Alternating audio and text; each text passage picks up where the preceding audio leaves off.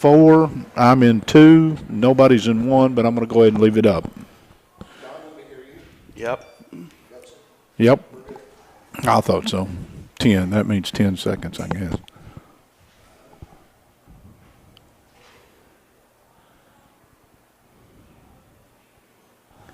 And good evening, everyone, and welcome to Lake Cumberland Sports. As tonight, we're going to spend some time with the baseball and softball coaches of our local high schools and our preseason look at baseball and softball. But before that, we're going to celebrate just a little bit.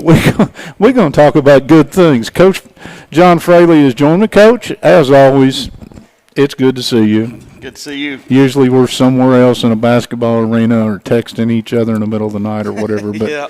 But anyway, if you've lived under a rock and you don't have a clue, we're going to give you a clue. Pulaski County won the 12th Region Basketball Tournament and went on and played in the state tournament.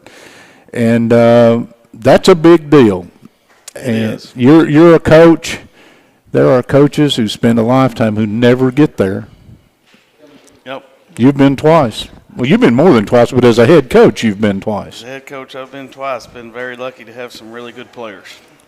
That's what all the coaches that I know that get to go to that place always say. You took that from your dad, by the way. We've used that before. All right, let's talk a little bit. Last year, really good season. Lost a whole bunch of scoring off of the basketball team from last year and some really good players, let's just say it that way. Yep.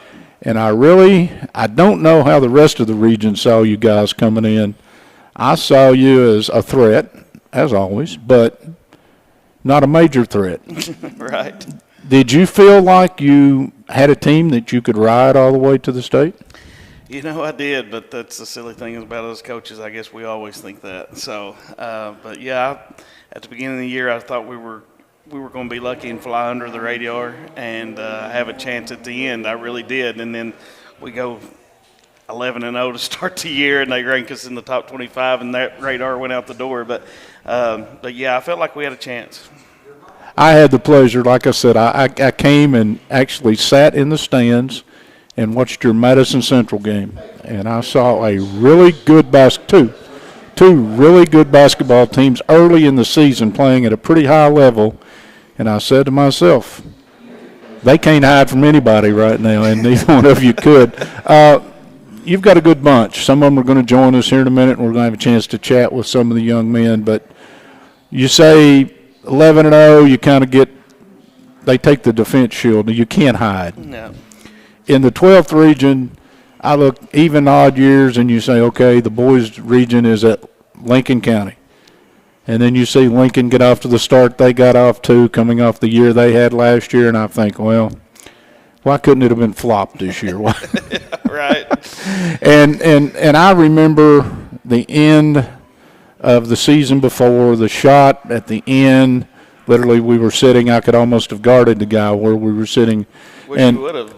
Well, I would have probably done an equally poor job. But again, it was one of those late game rebound, bounced the wrong way, went where it didn't need to go. Guy puts up a shot, and you get beat. Mm-hmm. And as a coach, those hurt, I guess, to the gut, don't they? They do. That one stayed with you, or stayed with me. It's still with me. Dad says Dad reminds me of a 1982 game, so we know that one's probably never going away. But it helps when you can kind of. But then you had a bunch of kids that experienced that for real. Yes. And it probably, and most everybody, gives you two choices. You can double down and work your backside off and say next year we're gonna, or you can say, okay, it wasn't meant to be. I'll make an excuse.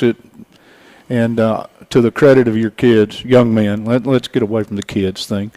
Credit to your young men was they came back. They did. The battle, the game that everybody's going to probably remember is the final against Lincoln at Lincoln, and what an atmosphere, by the way. That place was rocking. That was high school basketball in Kentucky is what that was. Yes, it was. But I think the McCreary Central game, your guys dug down, and in a game that was tempo, very slow. Mm-hmm. You had a guy on the other team who could play. Well, you had more than one, but they they had a game plan and they stuck with it. And I kept thinking, okay, this is how things come to a screeching halt. And somehow your kids just said, no, we're going to play tomorrow night. Yeah. And they did. They did. And I don't mean any disrespect to Lincoln, because that is a great program and a well-coached year in and year out. So, hey, man, how you doing? I'm doing fine. How are you? I'm good. Mr. Lancaster has joined us. Caden? He's the tall one in the bunch. He's the tall one in the Yeah, bunch. John and I'll be the other two. Congratulations, man. I appreciate it. We spent a season, John and I were talking about something, but I was rambling. We spent a season getting to enjoy watching you guys play. And I want to know something. Where did the hops come from, the jumping ability? Jeremy Toohey. Jeremy Toohey is our trainer, and he has some great workouts that he puts us through. So definitely him. I know the first game of the year, John and I were talking a minute ago. I should call you Coach probably, but it's John to me. You got a breakaway dunk, I think, against Madison Central in that game early, and I thought, where did that come from? And credit, dunks are just showtime, right? Yeah. That's not really what pays the bills. But I saw you, I think, Coach, correct me if I'm wrong, but not too loud, in the McCreary Central game, which we were talking about when you came in. I saw you on a night where you didn't score all that many points, play a floor game, and go get on the backboard in a game that defense and rebounds are the only reason you were still around when that one ended. Yeah, definitely. I had to impact the game in another way, so I just turned to defense and rebound to help my team out. That is a sign of a senior with maturity. Every day the ball doesn't go in the basket. Yeah. But I just saw you guys that night, and we were talking about it. You kind of had that we're going to win attitude. I don't know how. I don't know what it's going to look like. I don't know exactly who. They had that. Who's going to do it. But it was like, okay, we're going to win this thing. Yep. That is something you can't teach. It had to come. How bad did it hurt the year before when they got that last second put back on a miss and how bad did that sting? I mean, it was definitely a heartbreaker to work that hard and then just to have it in like that. I mean, it's just tough. You're ready to go to the next level? Yes, sir, definitely. Yeah, I'm ready to see what college brings me and continue my career. So. Well, we look forward to following you at that next level. But for tonight, let's just look back on the season. Got a favorite memory? Favorite memory? I'd say winning region. I'd say hugging coach, winning region. Just that feeling of finally being on top, finally being on top, and you can't say we're underrated anymore. So. And how sweet does it make it when you beat Lincoln at Lincoln? Let's just be honest. That's who got you the year before at your house, and all of a sudden you get to flip the dial. Yeah, it was special. I mean, they put us out 2 years in a row while I was playing my sophomore year and my junior year, especially on the last second shot my junior year. So just beating them, it felt good and it was sweet. So I think your class, we talked about this outside, I think this is accurate. Your 4 years that you would have been in high school, 96 wins as a team. With a COVID year. With a COVID year that there was, 14-7 or something, Yeah. whatever it was. So it's not quite, a little more than a half a year. Yeah. And you guys had 96 wins, even at a tradition-rich school like Pulaski County High School in basketball. You guys set the bar pretty high. You don't draw very well in the state tournament. I'm going to give you that much because Coach and I were talking about this. Yeah. We need to get a new drawer. we do. I Yeah. mean, I don't know what's up with that, but You call this guy over here that's going to join us in a minute, Hollywood, right? yeah. Does Hollywood have any luck with numbers? I mean, do we need to bring him back next year and let him, He's good at math, yeah. I'd say he has some luck with numbers. All right, favorite memory had to be that. How about favorite dunk? Because you became, right or wrong, you became the symbol of the in-game throwdown. I don't get too excited about dunks. Never could, never will. Give me a 6-foot ladder, I'd struggle to dunk probably. But to me, it's part of basketball. But when it comes in the flow of the game, Yeah. It is awesome. And you had 2 or 3 this year that I just tried to describe and didn't do a very good job of it. But do you have a favorite one? From this year or last year? Either one. It's probably last year against Somerset. I mean, it was a packed house, and Yeah. I threw down a tomahawk, and everybody went crazy. I So remember. Yeah, well, that's probably my best high school dunk in my mind. For me, it was when he blocked the shot on one end and dunked it on the other Yep. in the same progression. That told me he was on another level athletically. Against Casey? they're conspiring Yes. over here. I don't know what they're doing. You know what that tells me? Somebody was playing both ends of the floor. What do you think? Yeah, I mean that possession, definitely that possession. Yeah. All right, he's done. You've got your next level already signed. We've Yeah. got that covered. He can't make you do any extra running at practice. He can't get to you, man. You're insulated. I'm know it. between you all. Anything you want to say to him that you wanted to say for like 4 years? Not really. I mean, as far as I know, he's paying for my meal out there, so We'll I gotta, pick up the meal. Go ahead, turn loose on him. gotta stay quiet. You're a lot of fun, man. I appreciate it. Okay, you've got a bunch that's going to follow in your all's footsteps. They're going to come in next. Well, I see you all running all summer long out there on the football field, up those steps. How did you like that? That's fun, isn't it? Yeah, that's great. That's good stuff, isn't it? It's awesome. That's when you know how much you love the coach. Oh yeah, I mean, you gotta have the love for the game to get out there and do that. So I'd see him out there. Yeah, I'd love to watch it. Okay, basketball's a lot of fun. Your high school basketball career has been good to you. A lot of highs, yes. You know, everybody ends at some point. But if you could go back, is there anything that you would do differently? not really. I mean, the way it ended was so special. I mean, God had a plan for everything, and everything was so aligned at the end that all the losses for a reason, all the wins are for a reason, and everything was a lesson along the way. So it was awesome. Well said. That's pretty well said, wasn't it? Very much. Maybe he ought to move into this center seat, and I ought to fade into the background a little bit. All right, man, we're going to let some of your teammates come in here and join us. All I can say is best of luck at the next level, and thank you for letting us ride along. I appreciate you. Heck of a year, Caden Lancaster. We appreciate all you've done for us, and is Hollywood going to join us? I think Hollywood's going to come in. If you want to go Pat's way, Coach and I kind of got the roadblock there. All right, Coach, you're going to miss that one. Very much so. This one's getting ready to put a headset on, and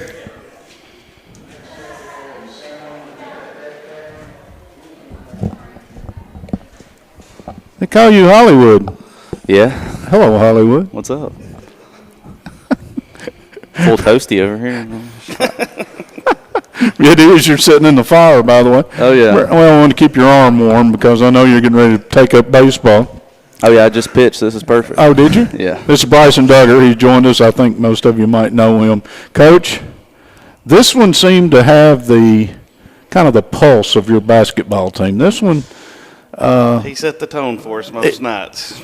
there were nights that I would watch him play and he would have 5 points. A lot of people look at a box score and say, he had 5 points. Big deal. I would look at it and say, how many rebounds do you have? 9.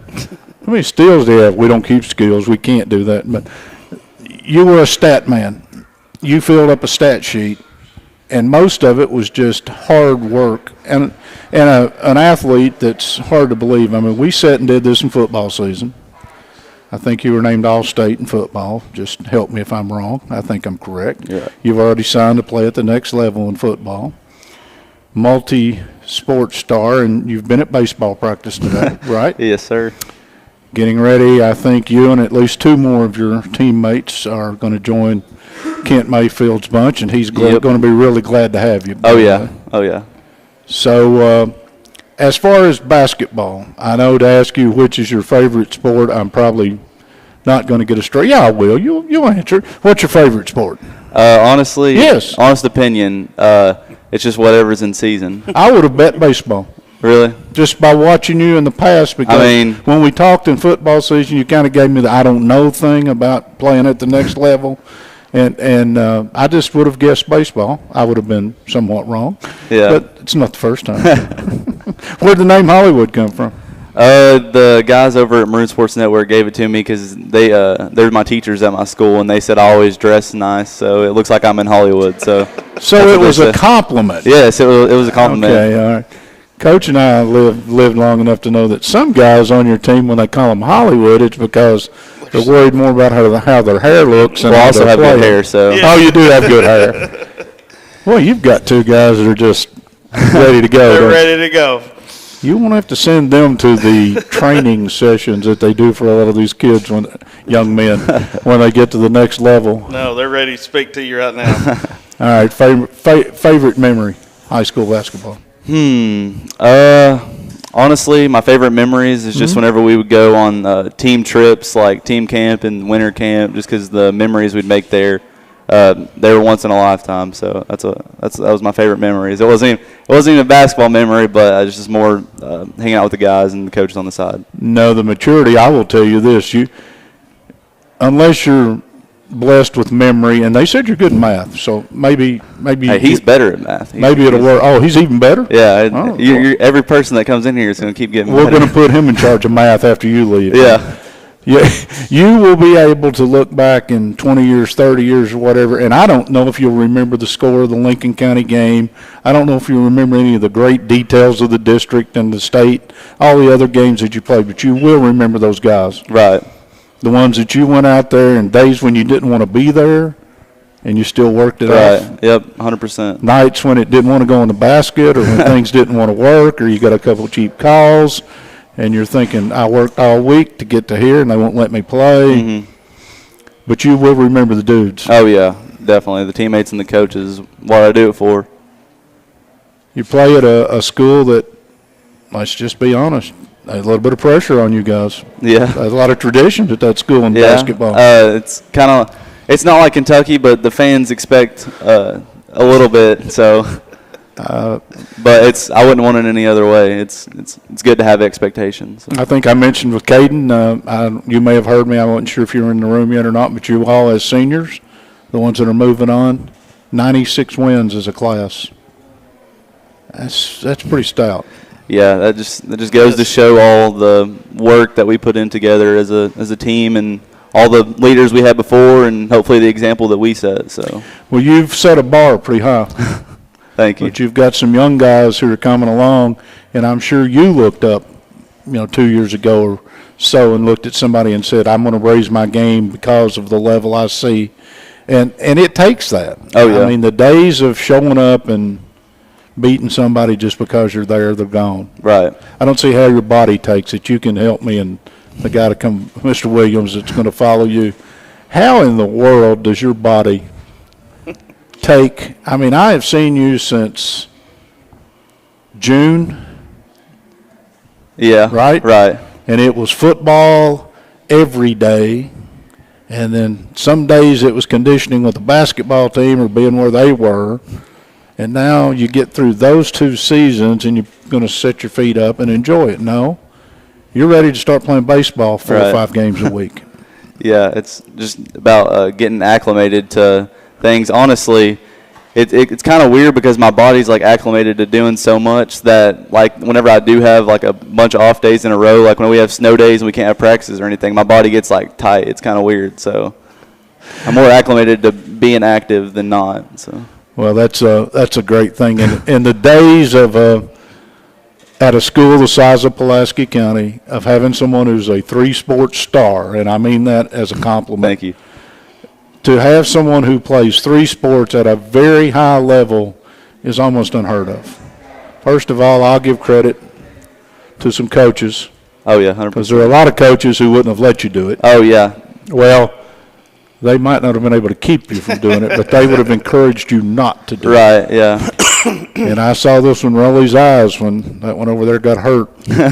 And I miss him. Sure you do.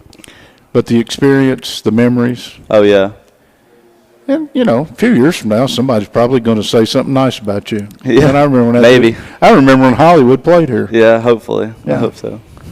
So you don't care which sport it is. It's just got to be playing something. Right. Yep. Do you bowl tennis? Actually, I went to the Briar Bowl last Saturday, but yeah. So I love playing golf. Golf's awesome. So Well, now I know a guy who coached a really good golf team last I year. know if I didn't play football, I probably would have played for him. So Well, I don't know. It would have been hard to get all the sports in because some of them overlap a little bit, don't they? yes. So. All right, man. We're going to slide some of your teammates in there, but I want to thank Thank you you. for We'll having see me. you on the baseball field. Right. Look forward to that. Good luck at the next level, and Thank again, you. thanks for taking us along on the Appreciate ride. it. Thank you for Here's having me. Bryson Duggar. He one of a kind. One of a kind. One of one right there, boys and girls. All right, Coach, we've brought two young men through, and you got to be super proud of them as basketball players, but you got to be equally proud of them. I young mean, men. well-spoken. Very much so. Yeah, it's a Testament compliment. to their families and where they come from. So It does. It says something about it. I'm not going to turn Barrick's mic up. I'm going to let him sit over here and say, hey, Mr. Barrick Williams, how are you? I'm good. How are you doing? I'm doing great. Good to have you. It's nice to be here. When the word freak comes up, your name kind of goes across in front of me, and that's a positive, okay? That's not a negative. I hope so. I've seen you in various venues. I understand you're not going to play baseball this year, but had you decided to play baseball, some of the three-sport things I just said would have been 100% accurate. yes, sir. Coach, this one, by the end of the season, again, we had seen, I don't know, I probably saw you play 10 games, 12, I don't know, something like that. I didn't realize you averaged right at 20 a game, man. I did. I don't mean that disrespectfully. It's just they came in the flow of the game so much that I didn't realize. And I asked your partner, Mr. Lancaster, where do the hops come from, man? Were they given when you were in the 6th grade? Were you jumping up higher than everybody else, or did you develop those? I don't know. I mean, it's definitely a lot of work in the weight room, and I mean, we did the Vertimax and stuff growing up, but I don't know. It's God-given too. I don't know. I know you were hoping to play basketball at the next level. I think the opportunities are going to present themselves. I don't have any doubt about that, to be honest. But again, so you're going to spend a little time, hopefully a couple of days, and let your body rest a little. But you're going to get ready, and I think y'all have got an all-star game coming up in the 12th region Saturday. I think. Saturday at 6. Yep. Okay. Well, forget that taking a couple days off thing then. Just take them off after that. But if you get a chance to play at the next level, and you will, what are you? Are you a 2-guard? Are you a lead guard? I don't know. I mean, I've played the 1, 2, 3 through high school, but I mean, I'd say at the next level, since I'm only 6'6", I'll probably have to play the 1 or maybe the 2 sometimes. But I saw a cat that's about 5'8" eat Kentucky's lunch last weekend, so I'm going to say you're plenty tall enough as far as I'm concerned. All right, favorite sport? I'm gonna have to go with basketball. It's always been my favorite. I mean, I've always played everything growing up, but basketball's always been number 1. If you hadn't got hurt at Taylor County and I happened to be there and I saw the accident, I saw you go by after the accident, it hurt me to see it and to see the aftermath of it. Healed from that, right? Yeah, completely. The wing is good. It's good. I thought so. You shot with that wing pretty good. Was it your left arm? It was my left. I yeah. thought so. After something like that happens, did you ever have the thought of, okay, it's over, I'm done? No, I mean, no. I mean, I definitely had that thought probably for football. I mean, that was my third. Sure. That was my third one in like a year and a half. So I mean, I was kind of like, I mean, I don't know. Somebody's trying to say something. I mean, something's going on here, but I don't know. I mean, everything else. I mean, I've played sports my whole life, so I mean, I'm definitely not giving up on that, and that never crossed my mind. But I mean, I don't know. I mean, football. It was just kind of out of the picture after that. I've got a tweet somewhere in my phone where your coach and I exchanged, I guess a message, not a tweet. Got a message in my phone that twice during those injuries to where he and I'm not sharing anything, and said, but he just said, I sure hope we can get him back. He was already, his concern was you and what had happened to you, but he said, but I sure hope we can get it back. They're pointing at us over there. You don't care, do you? Nah, I don't either. All right, we've stayed away from any of this stuff. What's your favorite story that you couldn't have told leading up to now because you had to play for this guy, but now you don't have to play for this guy? You got a story on him that you'd like to share, or you're just going to plead the fifth? I don't know. I mean, it's not even really a plead the fifth thing. There's not really anything. There's not really anything to tell, honestly. I mean, he kind of keeps it. I keep it close to the cuff, don't I, He Barrett? kind of keeps it cool. He never really does anything too embarrassing. So And he takes care of himself, but at practice, I have seen him have the ability to get your attention. yeah, he can do that sometimes, but. I don't Matter know. of fact, I've seen him get your all's attention a time or two. All right, the win with, we'll go back and we're going to wrap this up in just a second so some of your other teammates can get in here. The win at Lincoln County had to be sweet. Yeah, felt awesome. Sweeter there, or you had, 19 in the state final or the state game against Warren Central? Which was sweeter, the big floor or sending Lincoln home in their own house? I don't know. I mean, it definitely feels good. I mean, playing in front of that many people at Rupp and stuff, and I mean, and succeeding. But I mean, you're playing well. But I mean, we were down 30 the whole game, so I mean, that's kind of rough too. But it's definitely. I mean, whenever you can win a region championship, and especially after getting beat by that team the year before and stuff, it was something special on their home court to be able to cut down their nets. You kind of knew what it felt like, didn't you, from the year before? Yeah. Man, I appreciate you. I hope that whatever or wherever you're wanting to continue your career, I hope it shows. I hope it comes through for you. I know nobody's going to work any harder than you are. Thank you for letting us ride around, and Coach already misses you. That's right. I appreciate you. He's Barrick Williams, Class Act. Thanks, Barrett. Good luck, man. Yes, sir. All right. We've been given the 3 minutes with John signal, so Okay. it's going to be me and you for 3 minutes. Okay. It's scary, isn't it? It is. All right, I got to spend some time with your dad during the tournament, well, during the season and stuff, and I know the competitor that he is, going back way many years, more than we even want to talk about. The pride in his face when we were standing on the floor at Lincoln County, I walked by him and he just gave me that, yeah, you know. Yeah. And we spoke to each other, and he was just flowing. Yeah. I think he was as happy for you as he is with any of the wins he'd ever had. He always is, yeah. The first year that we won it, and then, I mean, of course, everything in between. But, yeah, this year especially, I think he felt like, you know, we kind of overachieved a little bit and just was really, really proud of the job that we were able to do down the stretch. He was with me that morning watching film, you know, and for me and him to go through that process together is priceless for me, you know. You brought it up. I'm going to follow up. He told me, he said, Kurt, we talked about it, and we talked about defense and rebounding was going to win what we had to do up here, and he said that's exactly what we talked about. Yep. So, you know, he said we got together and watched film late. Yeah, we got together, and he showed up there at the gym, and we sat down there and talked and watched film, and what about this, what about that, and like I said, for us to finally get to be able to do that was pretty awesome. So You don't say much about John Fraley when we talk on interviews and stuff like that, but let's just whoa up for a minute. 7 seasons, of which one of them was a half season. And you're averaging right at 25 wins a season. If you take the half season out, that messes the average up too, by the way. Did you ever dream 7 years ago when they said, John, it's yours, let's go run them out there and play? yeah, Did you ever dream it would first of all, 7 years would go by that fast? not at all, not at all. It has absolutely flown, and this year went by quicker than any year. And I told my dad that, and he said, "Just wait, son, it gets quicker and quicker." And I said, "I believe it," but. You know, no, I didn't know when I took the job, you know, it was just, I'd always wanted to coach, and it was my dream job, and I finally got the opportunity. And, you know, for us to have the success we had is directly related, obviously, to my brother and the feeder program at Northern. But, you know, I've just had a lot of good kids that were ready to play and made me look pretty good. You've got a good staff. And I do. again, we'll at another day, another time, we'll talk about that.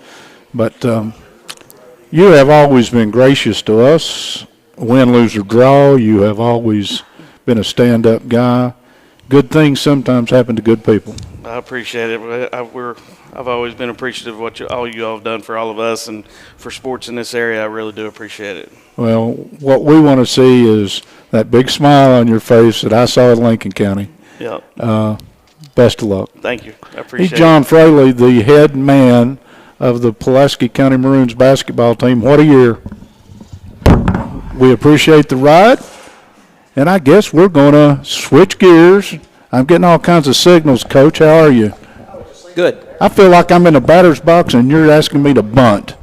I'm looking over here, and y'all don't have signals in softball, do you? Nope. Got them things on your arms, or Yeah, usually let them do what they want. get good players and turn them loose, right? That's right. I don't know, I kind of like that philosophy. Coach, how are you? Good. Good. I read something that I think it was given attributed to you, but this is Brad Gover, by the way, the head man of the Pulaski County Maroons girls softball team.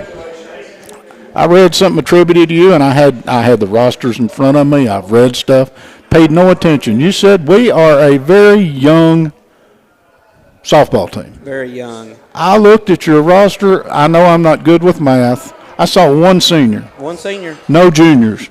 Nope. Couple sophomores, one, We got two. two sophomores, two. and the rest are freshmen, 8th graders, and 7th graders. Actually, we got three sophomores. Okay. I can't keep track, but the rest of them, it seems like my whole team is freshmen. I think you have a young team.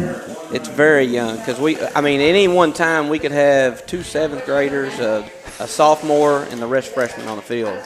Got off to a good start. You're 3-0. 3-0, barely. We escaped one last night. I really don't know how we got out of there with a win, but we did. They came through. Well, you know, sometimes you win one that you go, wow, and sometimes you lose one that you go, wow. You know, you just don't see how it happened. But, again, a good bunch, and you have got a leader, and I had to double take because Bella Ellis is a sophomore. She's a sophomore. I had to do a double take when I first looked at that. I said, she's just a sophomore. Yeah, she's been there a while, and you know, she knows a little bit about the game. Yeah, and, does she? She's pretty much our leader this year. You know, the girls look up to her, and she's going to have a huge year. Well, again, I've had the pleasure of getting to see you guys and hope to see you several times this year. But, you know, Miss Carroll is a outstanding softball player. She's legit. I saw that, and again, somebody had to explain to me how young she was. Yeah, she's just a freshman, but been playing with us since she was 7th grade. Right. She's playing like a junior or senior right now. I mean, her knowledge of the game it's off the charts. It's good to have that on the field when you got, you know, that many young ones. Let's take your team, break it down just a little bit just for the fans, and the more names that you can mention and the more people, the happier they're probably going to be with me and you. But, again, let's take a look at your team from a coach's side. What do you see in your team? Well, like I said, we're going to be young, but we're going to be very fun to watch. You know, there's going to be nights where we're going to be really, really good, and there's going to be nights where you're going to be scratching your head. But we've got two 7th graders, two 8th graders. I'm really not for sure how many freshmen. You know, we got the 3 sophomores and a senior. And you see the youth in our team, but the experience is there. Right. It may not make a lot of sense, but No, it makes all the sense in the world. Like you said, you've got kids who've been with you since the 7th grade. Well, Yeah. now, okay, they're a freshman, but a lot of schools, that would be a senior. Yes. Yeah, they yes. started And- as a sophomore. And, you know, with all the travel ball going on, we've got some kids that play an upper level of travel ball, Right. which is great. They come in ready, and they help the other kids. You know, some of them haven't been introduced to that type of softball, and when you're young, at the varsity level, the game's a lot quicker than what they actually, you know, envisioned it to be. They're playing against girls that's 4 and 5 years older, and it Right. takes them. It's an adjustment time for them, and this group's come through pretty good so far. It's You're been fun. let's go to the circle. Bella going to do most of your pitching this year, or have you made that decision yet? Bella's going to be one of them. We got Brooklyn Thomas, Yes. which Athlete. not many people know about because she had an injury last year. She didn't get a throw, hardly any. Yep. She's a flamethrower, and she's an athlete. She is. She's like a Jessie Begley that was last year. She gives you that extra filter when you're on the mound. We also got Maggie Gregory, a 7th grader. She's got a lot of wrinkles in her pitch. Just like last night, we started off with Brooklyn. We went to Bella for an inning, and then Maggie, 7th grader, came in up 3 runs in the last 2 innings and pulled it through for us. She had bases loaded with 2 outs, as a 7th grader, and she shows no emotion. I mean, she's going to be tough. There is no substitute for experience. And when you can throw a 7th grader out there already into that situation, that means for the next 4 years you've got something to draw on or 5 years as that player. You say, okay, I've been here. I know what it feels like to be in a bind, and that bodes so well. And I think it's an omen for a few other teams around here in the 12th region that you are going to be this good, this young. We are. It's going to be a learning year. Like I said, we're going to have games where we're going to be scratching our head. But I have a feeling that in the end, we're going to be a team that people are going to. They're not going to want to play us in the postseason. I'm anxious to get to see you all play. The amount of effort that goes in to, some people look at some sports and say, well, you just show up, you play 20 games. And I see this. I live out off 39. I see the lights on. I see these kids when the weather is not real good and all the effort that's being put in pre-season, off-season, and everything else. And it shows is what I'm getting at. You all have raised the level of competition around here way high. Yeah. It used to be we had to cross I-75 to talk about softball. Yes. Really? I mean, you went to go to the Laurels and you wanted to talk about that. Now, never comes up in conversation. I don't, and that's a credit to you all who've put in the sweat and to the kids who've put in the work. Yeah. Like I said, it's become a year-round sport for. I know all the girls on our team. They're always playing, getting better. They're taking lessons, whether it's pitching or hitting. I've actually got a few that's not here tonight because they had hitting lessons. So it's constant. They're constantly in the cage or in the circle working on their stuff. And it shows. Oh, it does. See, that's the other thing. You don't see – you see the physical part of the game, but the mental part of the game too. You start to see the right plays being made at the right time. And as somebody who tried to play that sport, you do appreciate when you see things done right. Oh, yeah. And again, we were talking about random earlier. Occasionally you win one, you go, how'd that happen, and you lose one.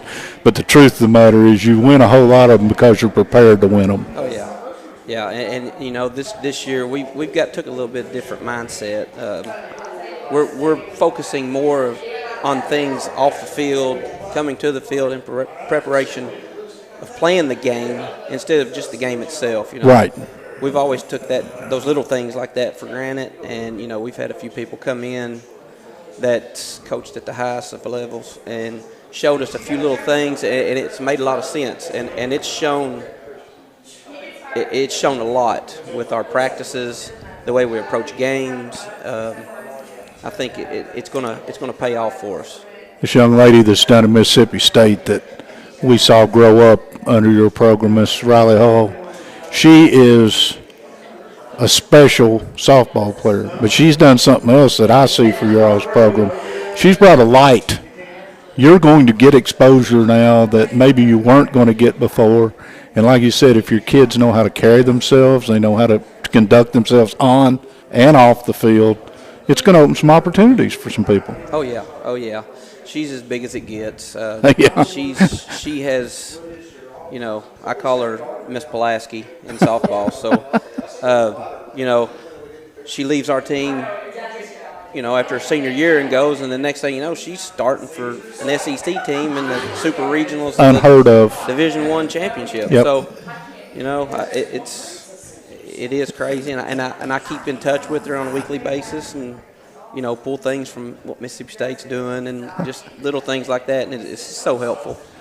So that gives you something to say to these young ladies. Look, there's a prize out there. There's something to strive for, and it's more than just senior night comes and we're done. You know, you can continue this if you enjoy it. And to play the number of games they play and to all the summer ball that these young ladies do, they have to enjoy it. Oh yeah, and we've got they're freshmen and sophomores right now, but we've got a few that may reach that level that Riley's at if they continue with the game. So it's going to be an exciting 4 Wins are years. great, trophies are great, tournaments are great, all that stuff. But as a coach, isn't it the most satisfying to you to see somebody that you've spent time with, worked with, helped develop, and see them meet their dreams or exceed their dreams, and all that other stuff kind of takes care of itself, doesn't it? Oh yeah. Like we've got Riley at Mississippi State. We got Jessie Begley that's starting and playing complete games on the mound at Morehead State, and then Dawn Wilson, she's at Spalding playing games, and then Gabby Countryman's at Oklahoma City right now. So we've got some players, at the next level playing, and I think it's going to continue. This group of girls is going to come, and they're going to be spread all over the country at high-level teams. Let's take a second and look at the district region just to give us a chance. There's 2 or 3 names in the region that I'd probably throw out every year, and you're going to say, yep, they're going to be pretty good again. What about the district this year? First of all, where is the district this year? I think the Rock? district's at Rock Castle. That's what I was thinking. It was their year to rotate back. If you had to look at the region, let's don't do the district because that's close to home, and usual suspects.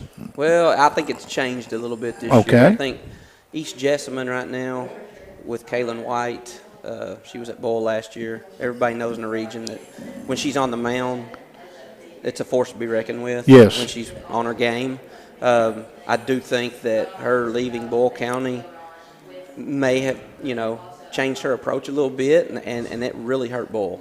I don't know if you're going to see Boyle in with the teams this year. I think it really hurt them. But who knows? Coach Dean runs a good program, and at the end of the year, he's going to have them probably where he wants them. But I just don't think they're going to have that firepower on the mound like some of the other teams. And but East Jessamine right now, I think that if I had to put a top team at this moment, it would have to be them just because of her, because she's a senior and she's won it the last 2 years, and that's the reason Boyle County has won it, is because of her on the mound. But we'll find out this Saturday because we got them over at Somerset. So That is they're playing a tournament over there. And I was going to talk to Coach about that here in a few minutes, but you guys, all 3 local schools are competing in it, right? That's the Bigelow Classic that I think they're calling it, and I think if you're out Saturday, please go by. If you only want to stay for a couple innings, you might get hooked. You may stay all day when you see the level of play, and also the proceeds from all that's going to a scholarship. And those of us around here that know softball know the name Brindley Bigelow and the tragic accident that happened to her. So this Saturday, if you get a chance, that's down at the Hole, right? That's at the Somerset softball field. yes, Showing my age here with calling it the Hole. That was your older brothers would appreciate they that. remember Yeah, you can tell. You were a twinkle at that yes. time. So Pencil East in the district, Rock Somerset. pretty good. Yeah. Somerset pretty good. Casey, they're a wild card to me. I never know. They usually have 2 or 3 kids that look like they can flat out play, Yeah, you but can't they ever don't overlook 'em. ever. And But they can get you once. no, they can. That's why you play the game. Anybody can get you once. It's just like last night. We were up 11-3 and relaxed because I thought, okay, this is going to be a 5-inning game. We're getting ready to get out of here. And next thing you know, 1 or 2 hits, and it's a two-run ball game. And I'm thinking, oh, this is what is going on. That's why your beard's turning gray, Coach. Yes. So you can't overlook anybody. The way that the district works, and you depend on pitching so much at this level. If you have 3 arms and we've already talked about that a little bit. You have a luxury that a lot of schools don't. I look at some teams East this year, I'll guarantee you when I look at their record, all the innings are going to be piled up on one person.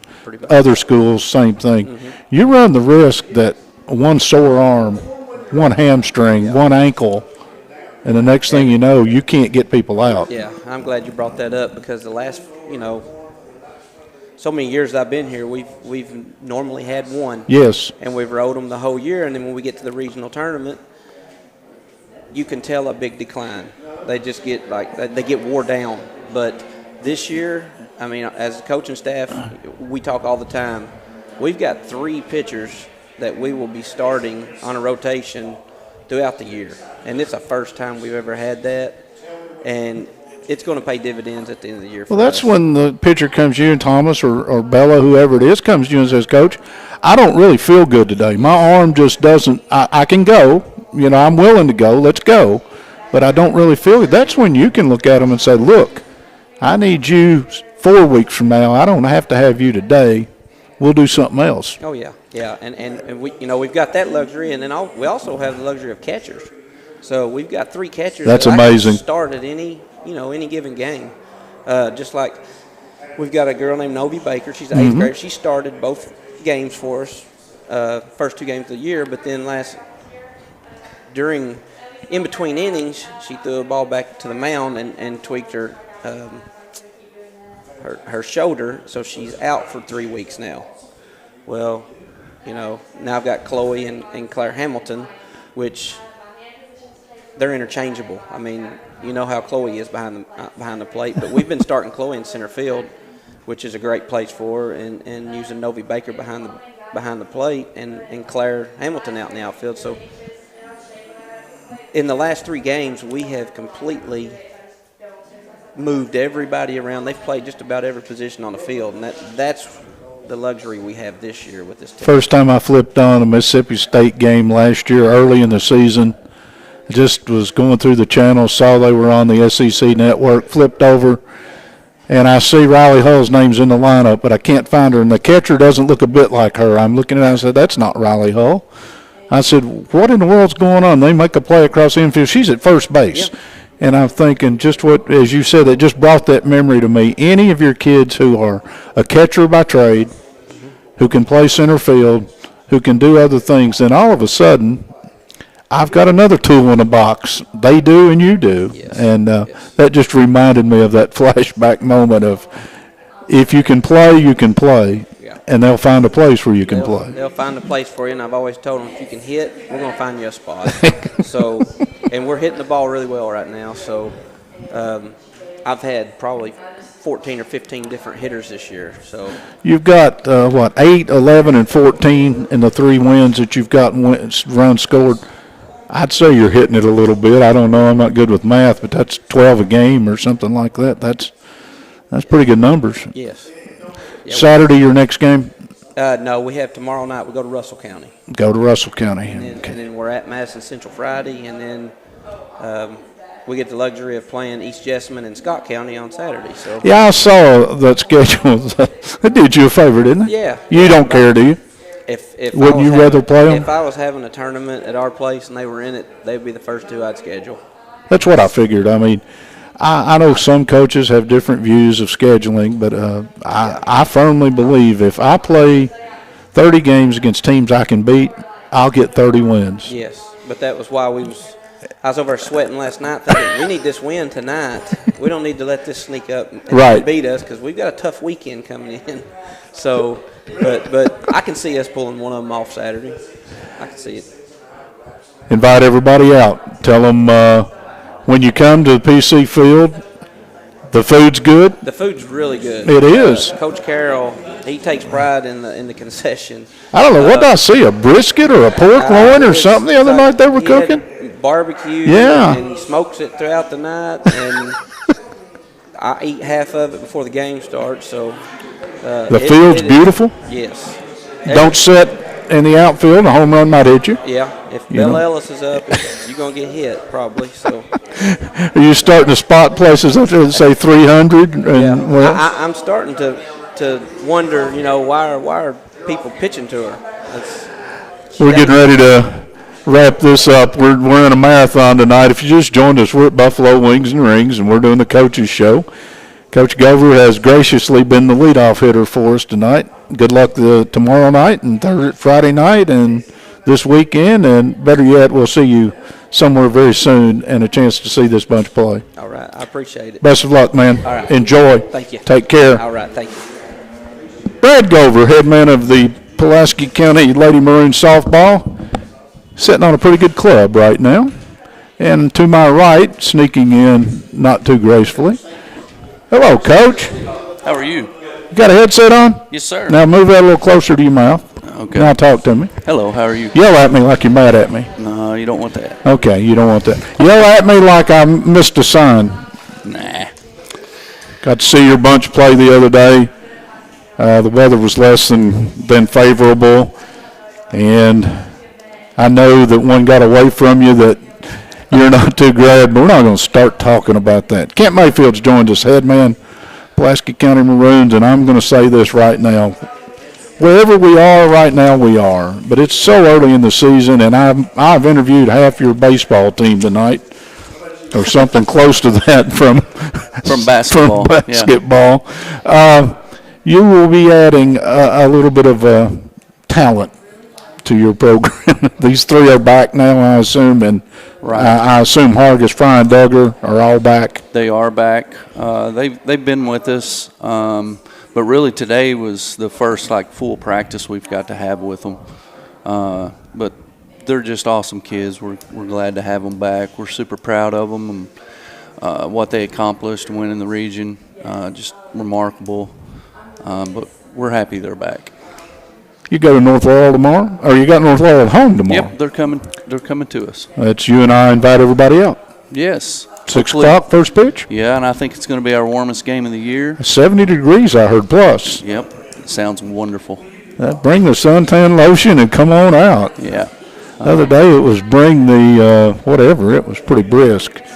Yeah, we've had a rough start weather-wise. You know, the week before the season started, we had great practices, great weather.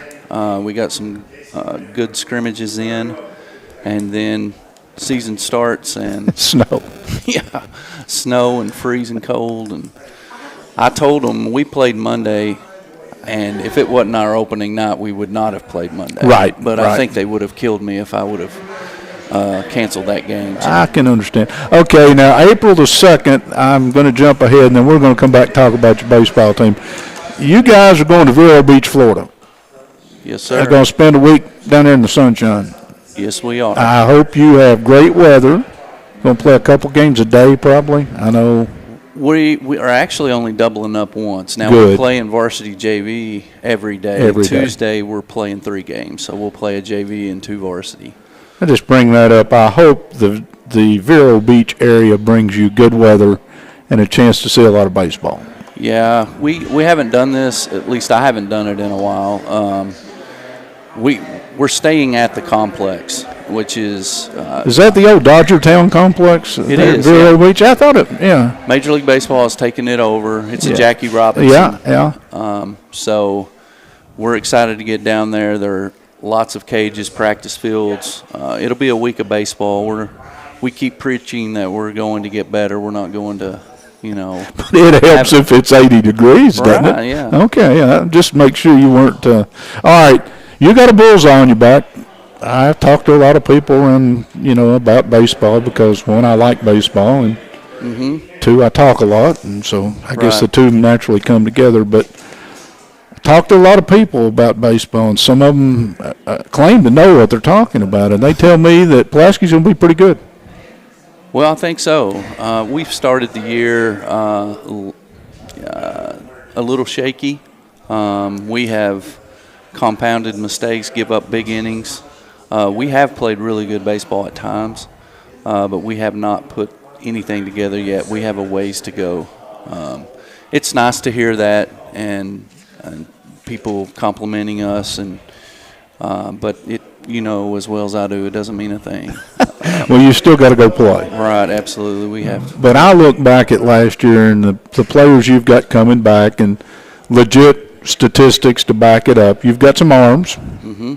You've definitely got 5 or 6 kids back who put up pretty good numbers at the plate, Yes, sir. and y'all can catch the ball. And last time I checked, Well, if we you used to could catch it pretty good. This year we haven't caught it. not yet. Right.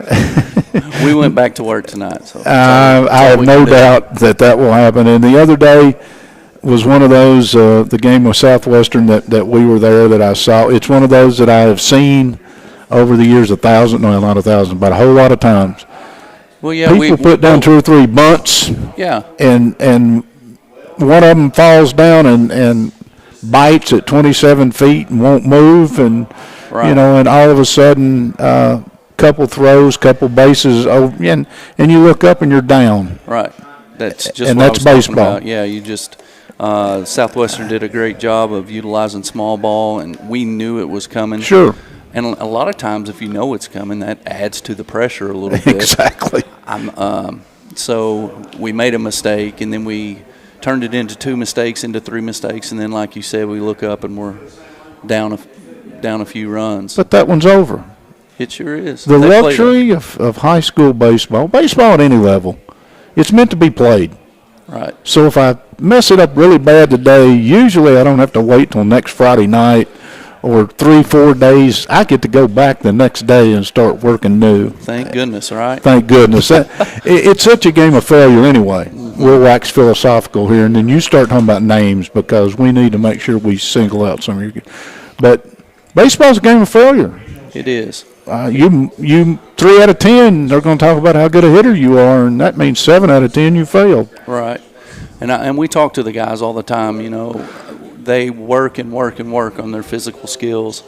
But this game is so mental. And a lot of our problems this year have been from the mental side, whether that's,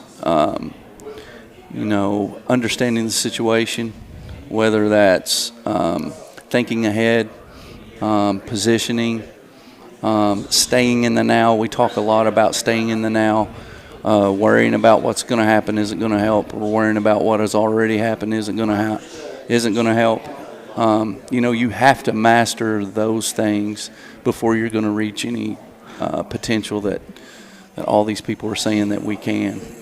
We have to become a mentally strong team, and we're working toward it. I feel like we'll get there. I have no doubt you're working toward it every day. Let's talk about your pitching staff. We'll get off and we'll go that direction. Well, we have a lot of pitchers. Do you want to focus on our varsity team, or do you want to hear? You tell me. You know, moms and dads and grandmas and grandpas are listening to me and you, and they don't want to hear me. Right. And they may want to hear you say something about Youngin. I'll show you. We have What numbers? That's right. awesome. Yes.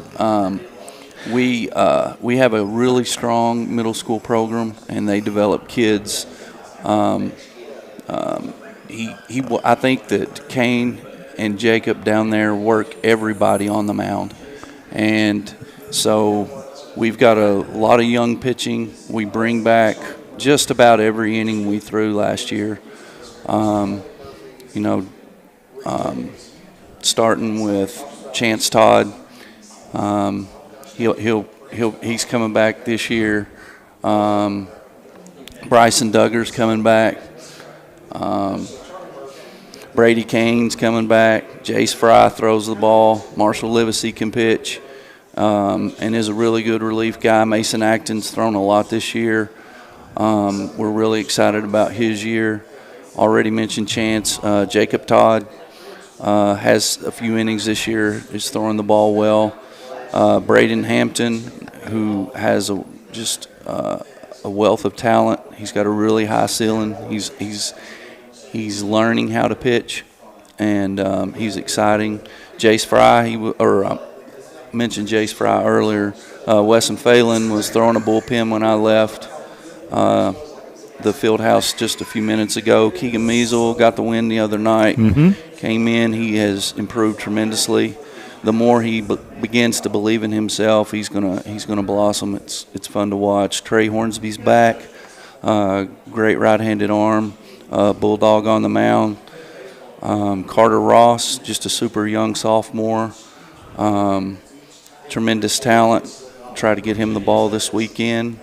New guy that didn't play with us last year. He's hurt right now, but his name is Daniel Duncan.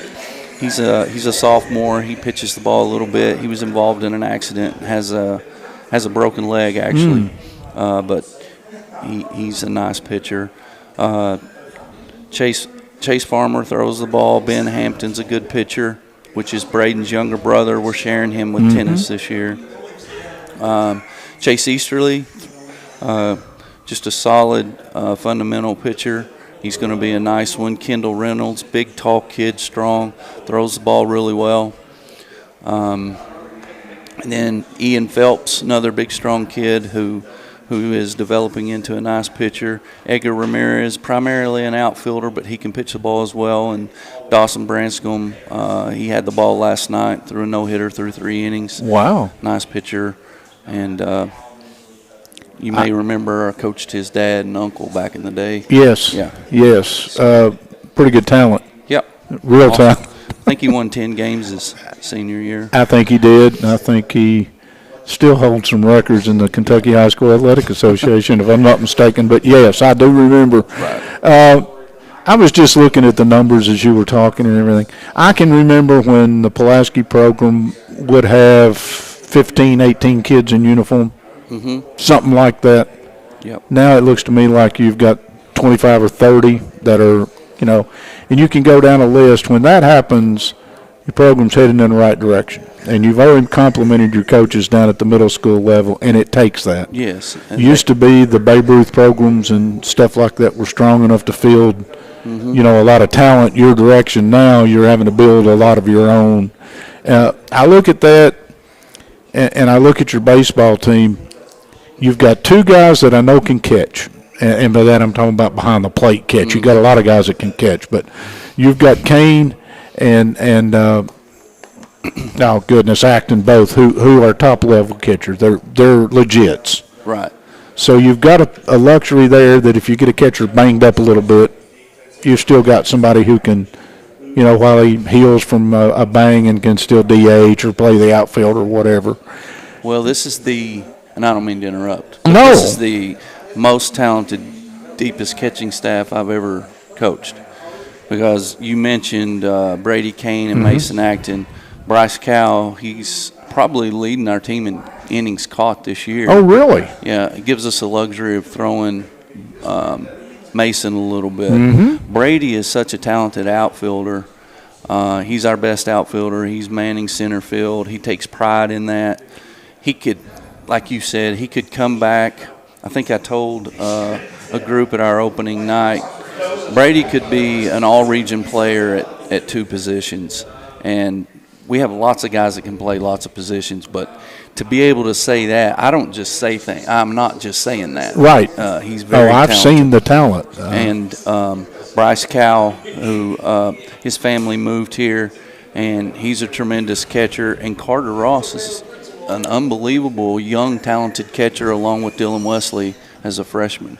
I don't remember ever a team having 4 catchers that with a straight face that the head coach could look at you and say, I can put any 4 of them out there and I'm all right. Usually it's I've got a 1 and a 1A, and then, oh gosh, we're in big trouble. So that's good to know. I always look at defense. I figure your pitchers, you'll straighten all that out. You got enough to choose from. You've already told me your center fielder's as good as there is in Kane. What do you got at second and short up the middle of the diamond, which I'm obviously partial to, but to me, I see a team strong up the middle and fundamentally strong, and they'll be hard to beat. Right. And Cam Hargis and Weston Phelan will play the majority of the innings at shortstop. Chase Farmer is a really good shortstop, but in JV he'll play a lot of shortstop, but he's primarily a second baseman in varsity.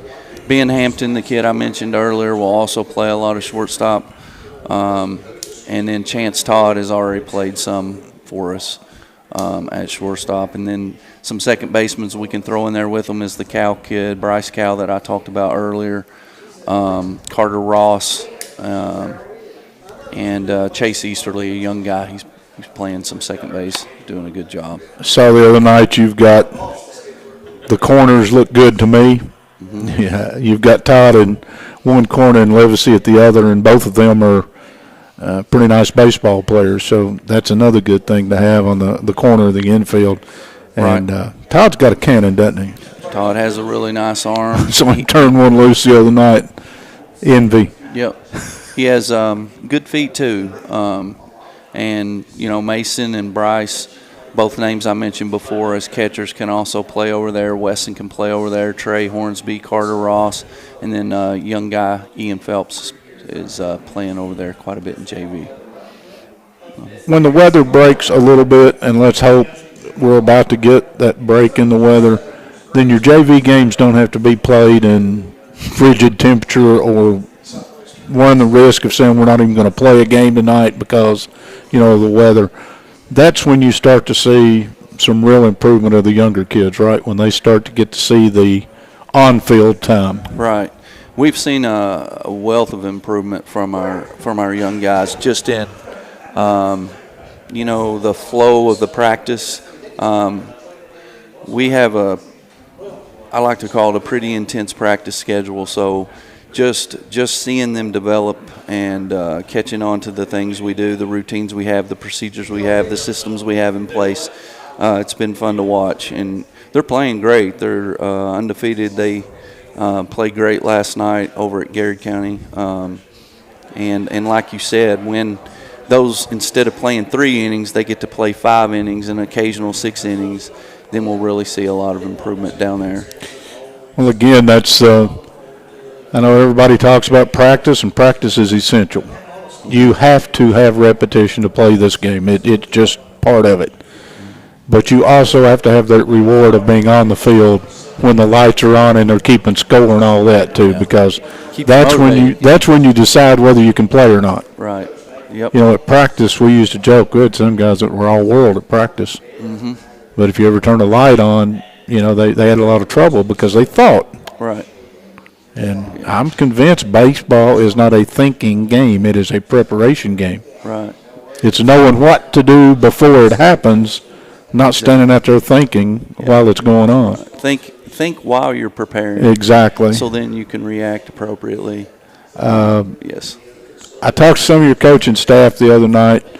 One of them's a family member of yours, and he and I got into pitching, something I always thought I would have been interested in, and I just didn't have any talent. But from a high school level, by district time, you would want your starters, whether they're 3 deep or 4 deep, whatever you are. How many innings would you say is a minimum you'd like to have? 30, 40 that you'd like to have on a starter's arm by the time you get to the end of the season? What we do is we try to build on a pitch count. Okay. As opposed to innings. Not worrying about innings, right. Just number of pitches. Right. So we would like for our guys going into district, which will be the week after we get back from Florida, okay, to be between 75 and 95 pitches.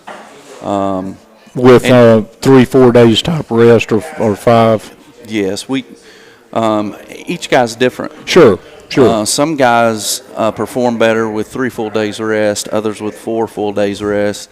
And that's part of the challenge of coaching, is trying to get to know your guys and figuring out, where they're at and what kind of rest works best for them. You got to have a go-get-'em coach. You've got a couple of them on your team, I know. But that hitter who's gotten off to a slow start, he's 4 games, 3 games, whatever, 5 games. He's 1 out of 12 or 1 out of 14 or something. He's hit it hard a time or 2. Got nothing to show for it. You got to have somebody can keep him pumped, because until you get me to, 75 at bats, I don't think you can draw much conclusion about whether a guy's hitting the ball or not. Right. You feel, is 75 a working number? Is that close? I think so. I think that's good. Again, it goes back to, the really good hitters. You're not going to be able to tell if yesterday they were 4 for 4 or 0 for 4. And so over the course of the season, you can ride those 0 for 4s And You know there's a 3 for 4 in there somewhere, though, don't you? right. You just keep trying to barrel the ball up and have confidence, and you're going to be good. Kent Mayfield, hope to see a lot of you guys this year. We are looking forward for a chance to come out and see you all. I think the pieces are there, and I think it's going to be fun. Well, it will definitely be fun. It's always fun, isn't it? These guys are great, and all of my coaches, we're very fortunate to get to work with them. Let's see. A bad day at a baseball field is a good day. A good day at a baseball field is a great day. Can't beat it. Can't beat it. Right. He's Kent Mayfield. He's a baseball guy. Love you, man. Thank you, buddy. Take care. Appreciate what See y'all you. doing. Once again, Pulaski County Maroons. And when do you play next? Before I turn you off. North Laurel tomorrow. Tomorrow night at home. You told me on out. that. 6 o'clock. Should be warm. Good luck. See you, man. We're at Buffalo Wings and Rings on South Highway 27, and this is Lake Cumberland Sports Look at high school baseball and softball. And I've got a man to my left, but more importantly, I got the main man to my left right now. No fist pumps right here. We ain't going there. Appreciate I that. can remember when he was like toddling. Oh, I know it. I know Now he's ready to play, isn't he? It goes by quick. Goes by quick. Oh, anyway, if you're out and about, come see us. We're going to be doing this. We've got, see you, Coach. We have, let's see, we've got Southwestern's coaching staff to follow. We've got Phil Grundy and Somerset Baseball to follow next. Then we'll have Southwestern's coaching staff, softball and baseball, and Somerset Christian will also be here. So we're going to make a night out of this. But right now, Jeff Murphy and I are going to talk softball because I haven't got excited yet or pumped up. And when I talk to this guy, I get ready to play. Oh, yeah. Coach, how are you? I'm great. I'm great. How are you doing? Smuggle that thing up just a little bit. Yeah, talk to me. Is that better? Is that good enough? Yeah, we're good. Oh, I'm doing great. I'm doing well. How are you doing? I always love it when we get a chance to sit down because you enjoy softball, Oh, yeah. Yeah, no doubt about that. and No it doubt about shows. Yeah, it's And I was fortunate enough to have 3 daughters, but before you were there. But anytime a coach gets as excited as you do talking about your kids, I sign on. I'm one of them. oh yeah. We make sure to love on them kids all the time. Of course all the not. time. We care about them. You're doing the Nick Saban thing here. I know you're advertising the water. You bring Oh, it yeah, with you no and doubt set it about at the it. press conference. Great value. You know, water. yeah, every time I see them sit down, there's a guy runs in and sits a Coke can or whatever it is. No doubt All about right, we're enough of that silliness. All right, you've got off to a start. Weather's not been our friend yet, but it's going to start to be our friend, I think. I hope so. 3-0 start. Yep. That's pretty good. You know, isn't it? played 3 decent teams. Yeah. You know, started out with Campbellsville, and then we went to we had Whitley County come, and then And got Mercer. And then last night we played Mercer. Solid squad. I mean, their record's 1-4, but they've played some very quality teams. They've turned the lights on. We can play. They've cut the lights on. Speaking of the lights, you got a tournament this weekend, and I wanted to make sure I don't forget that before we dive into your team. I don't know if you're calling it the Bigelow Classic or the Brindley Bigelow. I don't know what it's called, but we know what it is. Mm-hmm. And it is a tournament that you're going to bring in all 3 local teams. Yep, all 3 local teams. And some really good teams from around the state. And the proceeds of this go to the scholarship Yes, that's sir. in Brindley's name. Most everybody, I think, who follows any of our would know what we're talking about. Go out. You don't have to stay all day. It's okay if you want to go watch a game or part of a game and make a contribution to a good cause. Oh, yeah, it's going to be a great tournament. Like you said, we've got a lot of great teams coming. East Jessamine, Scott County, East Carter, Henry Clay, which we scrimmage them. They're a very good team, too. We've got all 3 local teams are coming as well. So it'll be a great event. Yeah, if you're not doing anything on Saturday, come out support, and it goes to a great cause. And if you haven't seen, I inadvertently earlier when I was talking to one of the coaches, we've been here for long enough, Coach Gover probably, I said, I called it the hole. Mm-hmm. Oh, well, Dave Dorsey and I would remember that. Yeah. A lot of people. It's not a hole anymore. Y'all have got a showcase. Yeah, it's a nice facility now. We appreciate all the work that Mr. Lively and the crew have done for us. I mean, we're very grateful for it. We appreciate it, and we make sure we work hard, keep it nice, keep it the best we can. So. But if you haven't been down there, I encourage you go. It's a comfortable atmosphere. Oh yeah. There's plenty of seating around up behind the plate, Yeah. but you also can bring a lawn chair. Yeah, sit behind the fence. And behind the fence is a great place, and it's just friendly. Oh yeah, it's a great environment, especially when you get a big crowd out there. It's fun. It's fun to be around. Fun to be at. All right, let's talk about your softball team. They're going to shoot me here in a minute. They told me we only had 20 minutes. Yet I can't even get started talking about softball. All right, high school girls softball at any level starts in the circle. Oh, You've yeah. got to have No doubt somebody out there in the middle of the diamond Yep. who you can depend on to go out day in and day out and get the job done. Oh yeah, and we've got one, and Carly Kane's been there since she was a 7th grader. Right. You know, she's been throwing for us for a while, and she's very efficient, hits spots. You know, she's been what we need. You know, and she's the rock that we have to have. You know, and we're glad to have her on our team. Notice through 3 games, and that's too small of a set to even Yeah. draw any conclusions from. But it look like you got some people hitting the ball. As a team, you're hitting well above 400. Yeah, we're swinging it pretty well. Hopefully we can keep it going. You know, it's early, but we do leave with too many runners left on base. I will say that, but we are swinging it pretty well right now. But hopefully we can continue to keep doing that. 1 left on base is too many, Yeah, right? way too many. No doubt about it. That's the way the coaches do. All right, we know the middle is pretty solid. We know the circle is loaded. Got to have a catcher. In this game, if you're solid in a circle, you're solid behind the plate, the corners can field the bunt when they have to and make those plays, and the middle of your team can play a little defense, you're sitting pretty. Oh yeah. Who you got behind the plate? Behind the plate, we got Jaslyn Shadowan. She played center field for us last year. We had to move her behind the plate. She does a great job back there. I mean, nothing gets by her. I mean, she's got a great arm. I mean, she's a great kid. You know, she plays hard, gives us everything we have to have back there. You know, she's a great leader, very vocal back there. So it helps out a ton having her back there. That is a comment that just rolled off your tongue that a lot of us who enjoy this sport, when I hear somebody say, I've got a catcher who's a leader, Yeah. Oh yeah. I know what that Big. means. Yeah. And the coach, you know, we always said the catcher's not in their right mind because they're facing the wrong direction Yeah. when you're playing anyway. But every good team I've ever been around had somebody behind Oh, the yeah. plate who was keeping everybody in the game and where they belong. Yeah, that's an important job for the catcher. That's what they got to be back there for, and she does a great job at that. And that's a big thing that we have to have. We had Addie Langford there for the past 4 years, and we had to replace her. And Shadows come in right away and stepped in and filled that role very well. How about up the middle, second, short, center? Well, real quick, I want to Okay, say, yes. Sarah White.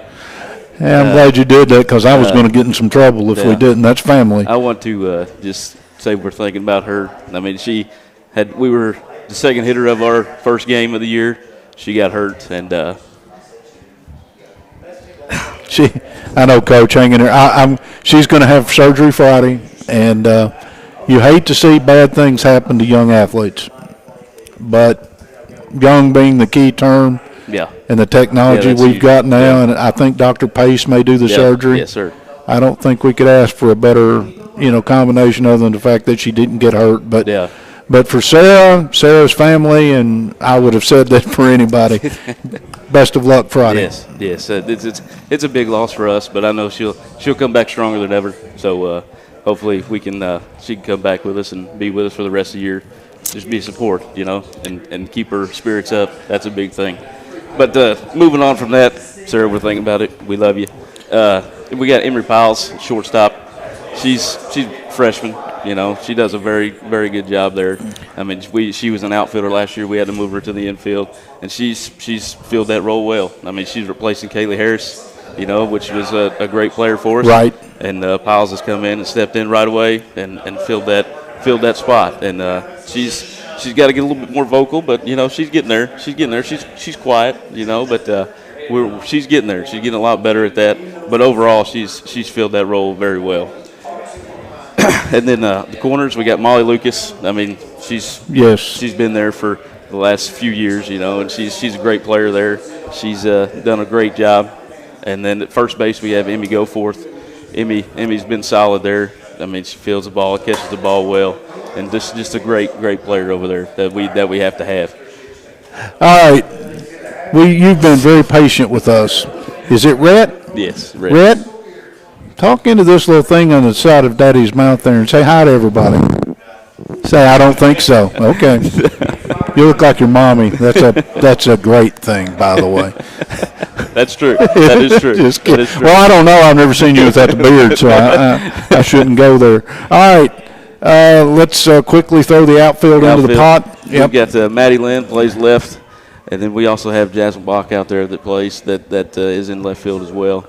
We have Kennedy Asher in center field, and we have Gracie Pritchard, and we have Bailey Gretzner in right field. They're battling out there. So overall, pretty solid outfield. We need to get a little bit better, but overall, it's a pretty solid group out there. Did we miss second base? Bartley. Haley Bartley. Yeah, I thought she was originally going to come in and play outfield for us, but she's a competitor. But when Sarah got hurt, Yep. she stepped in right away and played a great second base. I mean, Excellent. That's a senior leader that you have to have.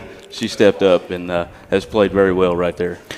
All right, we'll take a moment. We'll talk about district this year. Rock will be pretty good. Oh yeah, Casey will be the wild card as usual. You never know exactly what you're going to get with them, I assume. Coach Gover is a young team, but they're a talented, obviously a talented team. Always solid, no doubt. You guys have got, I look at the numbers, that's another thing I'm so glad to see. I remember not too many years ago, you and I talking in 10 players type setup. Now it looks a little different. It's a little bit. With we got two that are hurt, so That hurts. We got Sarah, and then we also have another 8th grader in Jamie Rogers that's hurt as well. She hadn't been released yet. So we're rolling with 12 right now. Just 12. So yeah, I mean, but I mean, those 12 players will play their hearts out. You know, they give us everything they got, and Hey, you and I were young once, weren't we? and they play hard, man. That's all we ask them to do. You know. I have seen your teams play enough to know if you watch Somerset softball play, they're going to be well coached, fundamentally sound. They're going to get after you, and they don't care to hit the ball. Yeah, that's right. Is that a pretty good description? Yeah, that's right. I always tell them, man, defense can always be there. Defense always just effort, and attitude. Offense is going to come and go. I mean, you may face a pitcher that may shut you down, but you can always play good defense, and you can always pitch it.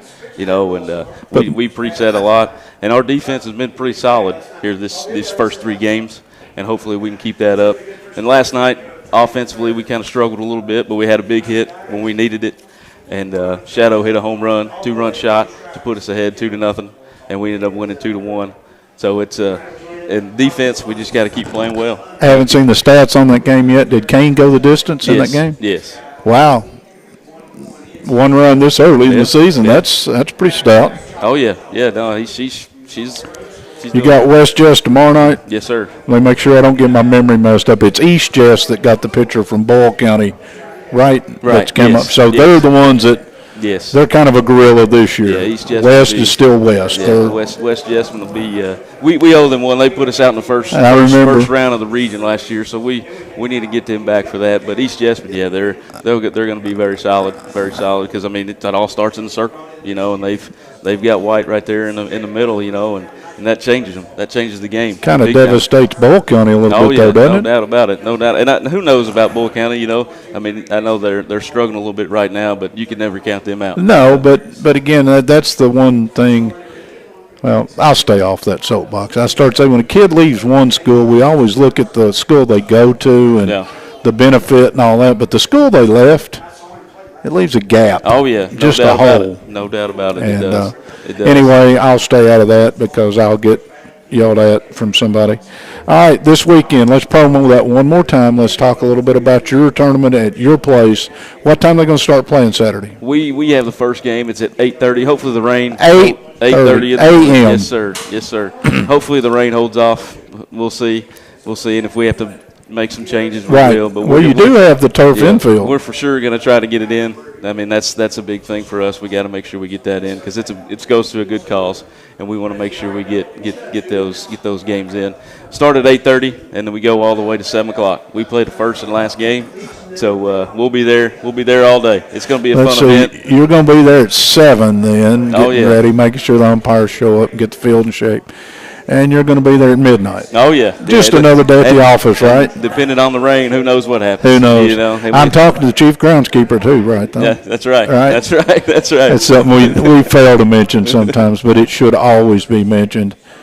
the spring sports of baseball and softball. If you go, I encourage you sometime to go an hour before first pitch. Mm-hmm. See who's on the mower. Oh yeah. See who's on. Well, we're lucky enough to have a turf infield, so we don't have to drag it, Yes, and break yes. it, and all that. Put the lines down and everything. But it is a lot of work, you know. And I feel for all the ones that still have dirt. Well, it's a sign though. Somerset Athletics. If you look at the football field and obviously the baseball field and your field, things have been upgraded. They're telling us we have 5 minutes. Good. Thank you. We're at Buffalo Wings and Rings on South Highway 27. This is our coaches show here on Lake Cumberland Sports, as we'll be here with Phil Grundy to follow, and then Southwestern softball and baseball, and Somerset Christian will come along at the end. So we're going to be here for a couple hours. If you want to come on down, they have the best cheeseburgers in town. I speak from experience. They have really good onion rings. Oh yeah. And we invite you to come on down. We'll get you on the radio or on the broadcast if you'd like to be with us. Jeff, we've not mentioned your coaching staff. Yes. But we probably ought to mention your coaching staff. Oh, yeah. Because you have to have help. No doubt about it. We've got 4 great coaches that help. I mean, obviously my wife Brittany helps when she can. We got these 2 little ones here that she tries to do her best she can to get out there. And I've got Jordan Adcock that's also out there. She works with her outfielders. She does a great job with them. And then you have Dave. Dave's always there. He retired 2 years ago, but now 3 years ago, and now he's there more than he was, you know. So he does a great job. He works with the pitchers and does all that, but he does a great job with them. We also have Olivia Ulrich helps us with practice and things like that, just to help us out to make sure we get everything done. So we've got a great staff, and we got a bunch of great kids, and we love them, we care about them, and hopefully we can have a good year. Have they named that field yet? Not yet. It's still John Barnett Field. I hate saying I don't know John Barnett, so I'm not taking anything away from Mr. Barnett. It ought to be David Dorsey. Yeah, it should. It should be named for David Dorsey. Yes, sir. No doubt about it. He put Somerset baseball, not that it wasn't already on the map, but he carried them to a state championship, and he didn't do it alone. He had a lot of help, but if you look at the numbers, and I'll just throw that in for free, too. No doubt. All right. Got anything going on? All-A Classic comes up, and Danville, will that be the one you have to worry about, or who in All-A will give you? We got Danville, we got Somerset Christian, we have Bergen. Those are the teams that are in our region, and it'll probably be us and Somerset Christian in the championship game. So they'll be a solid squad. We'll see what they got, but hopefully we can pull that out and go to. I hear they have a good young pitcher. Oh yeah. She gave us everything we wanted last year. You know, we got them 6-2 last year, but she's a good arm in the circle. You know, and that goes a long way. You have a good arm, you can beat about anybody. You know, if you're on. Brittany she's doing great. Look, Rhett was great. He was having to use the bathroom. Well, you know, at least he said, Mom. All right. We talked a little bit about glanced off of the district, but district's at Rock this year, sir. which, again, that gives them not an advantage, but it does give them a familiarity of a home field. Yes. And the region, I have no idea. It's a little early for that, right? Yeah, we'll see We what won't happens worry with about that. Yeah, we'll see what happens there. Hopefully we can make it back, because we've only, in the last 7 years, we've only made it to one, and that was last year, and we plan to make that happen. I like that. So your goals for the season? Well, number one, we want to try to make sure we win the regular season in district. Okay. I mean, those are 6 very important games. Because that's seeded. I mean, a 1 gets a 4. Yes. Yeah. So that's our goal. I mean, last year we were able to do that, get the 1 seed. Hopefully we can repeat that. And then we fell short of our next goal in winning the district championship. Pulaski beat us, and they beat us pretty well. They hit the ball well that day. All credit to them. But hopefully we can come back and pull that out this year. And then hopefully we can make a little run for it at the end. We'd like to make a run with you. Oh, yeah. We enjoy watching you guys. We'll be up to see you soon. I think my family is going out of town Saturday, so you may see me wandering around out in the parking lot Good deal. or something at the Bigelow Classic that come y'all on are out. having this weekend. Come on out. It'll be a fun event. It'll be a lot of good teams will be there, a lot of good competition. So hopefully we get a good crowd out there to support that. You know this guy? Oh, yeah. Oh, Coach Grundy, he's the man. The next 20 minutes are going to be dangerous. Jeff Murphy, Appreciate it. thank you, man. Thank you. Best of Thank luck you. for the Lady Thank you. Jumpers this year. We'll be there to keep an eye on you. Appreciate it. Y'all have a good one. Appreciate Thanks, you doing man. this. Appreciate you. Coach Phil Grundy, say hi. Hey, how are you guys? He's here. All right, Appreciate we've got you turned up. Am I live? We're at Buffalo Wings. You are live, so be careful I'm now. live. See you, Coach. We're at Buffalo Wings and Rings on South Highway 27. We are doing our Lake Cumberland Sports annual look at baseball and softball. Pulaski County behind us, halfway through Somerset, and the boys baseball coach Phil Grundy steps in. They didn't give me things I'm allowed to talk about and not allowed to talk about, so I want to first of all, let's talk about U of L baseball for just a second, and I do mean just briefly, but Cade's having a pretty good run. Yeah, he struggled a little bit yesterday. Got wild in the third, gave up a few runs, but that's college baseball. You're not always going to be great, and I hope he learns from it and gets better. It's all we talk about is being resilient and fighting through the tough times, and it makes tougher kids. Outside of you, I don't know of any pitcher who ever was always great when they went out there. Occasionally you didn't have it all with you. Oh no, I got lit up many times, many times, and I told him that. I gave him lots of examples. I know you do. There's a lot of memories. Good ones. All right, it's Bad good to ones. see you. Great to see you. Dang, it seems like forever ago that you and I had a chance, but I'd love to sit and talk baseball sometime. Maybe we'll get to do that. Oh, I agree. It's going to be a great season. It's we hadn't started off the way we want to, but we've got our hands full every night. We got to keep competing and keep plugging along. Well, again, the weather is not – we got teased before the season started with some summer, and everything felt great, and then we got a blast of winter, and I don't see how you've had anybody get any consistency yet. Yeah, I'm not a fan. I'm not a fan of being able to start. We're actually starting that early. Right.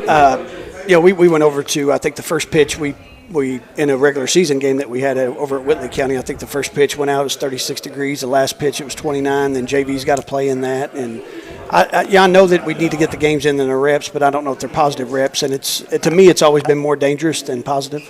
Yeah, well, you and I are on the same page. We don't have to beat on that one because if you get me in 50-degree weather, it's just because I'm not tough enough to play. That's one thing.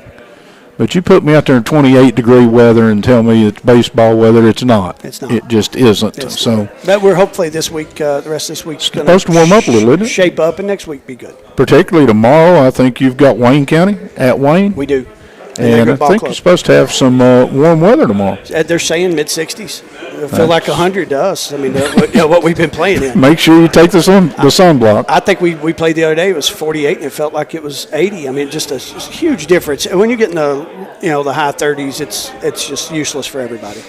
Only gave up one run last night at Dunbar, The guys threw well. Connor Phelps. Of course, we had all three of our guys to go yesterday. We finally got. I mean, we've dealt with some injuries coming out of other sports that got to us, broke down, and we had to take some time. But Connor came out. We'd been flipping him, and we're trying to get everybody's arms in shape. Of course, it's hard to do in 30-degree weather, but certainly him and Caden Samala had been. Our two upperclassmen pitchers right now, and we've been piggybacking them. One would start, and then one would relieve, and. Connor goes up there and throws, I think, 56 pitches in 5 innings. And then Collier White, who'd gotten injured in football season and he's been back about a week and a half released to pitch. But he's been long throwing and getting in shape. Mm-hmm. But a little different long throwing and getting in shape and having to go in a game. So he came in through 2 great innings I think he was at 21 pitches. So those guys did a great job. We just got to score some runs, take some pressure off our defense, and definitely pressure off of young pitching staff. Our pitchers are they're freshmen, sophomores, and then you got the 2 upperclassmen and Gross is still injured he got injured in football as well with a bicep, so he hasn't thrown an inning for us, and he's still recovering from that. So he was our other upperclassman, and he opened up last year as our number 1, and now he's not been able to throw all year. And a school, Somerset is a small school. Let's just, there's no need of, that's not an excuse, that's a fact. And both of you and I have a background from there, so yes. I can attest to it. And when you get good athletes that have played multiple sports. Like you said, I don't remember the exact term you used, broken. You get them in your sport, and you would love to rush them in and get them going and all that, but you've got to say, do I need him now or do I need him, mid-May? Yeah, I think since I've been here 20-something years, we've had one pitcher throw over 100 pitches. So we're really worried about arms. We're really worried about development because, as I say, everything's preseason until it's postseason. We're just trying to get better. Exactly. Do we have, the KHSA, do they have a pitch count limit? They do, 120. But it's in effect from day one. I mean, they don't graduate that as No, you go. So we do. Obviously you do. But if somebody wanted to be totally silly about this, they could run a kid out there and ruin him. And I've heard that there's been some inside the state that's already maxed out pitches in a week. And maybe they caught a 70-degree day, but these kids some of the kids are playing year round, so maybe their arms are in shape. But my guys aren't. We're not. Even though we're playing, we got some guys that do play. We still got to. So you'd like to get them by the end, and we'll get names. I promise. We need to get names. Oh, yeah, we're going to get yelled at. I've got a if we whole don't. roster full. All right, but let's do this. By the end of the season, when you get ready for tournament play and elimination type game, you would hope your pitcher is at 75, 80 pitches, something like that, strength-wise? Yes. And not trying to squeeze 100 out of an 80 because of what you do? Well, when we lost in the state tournament against Tates Creek, I think 2019. Was there? I pulled Cade. He was at 99 pitches. I remember. And of course, I got a lot of heat from that. He was our best pitcher that year. But John Phipps had a terrific year too. We had other guys, and they were all ready for that game. So when I pulled him out, John did a great job. We misplayed the ball in the outfield. That's how we lose. So I mean, if you want to take care of kids, do it all the time. Not just your child. We just got to make sure. And I think already we've taken Griffin Loy, who's he's a Louisville commit, and taken him to 60, 65 pitches.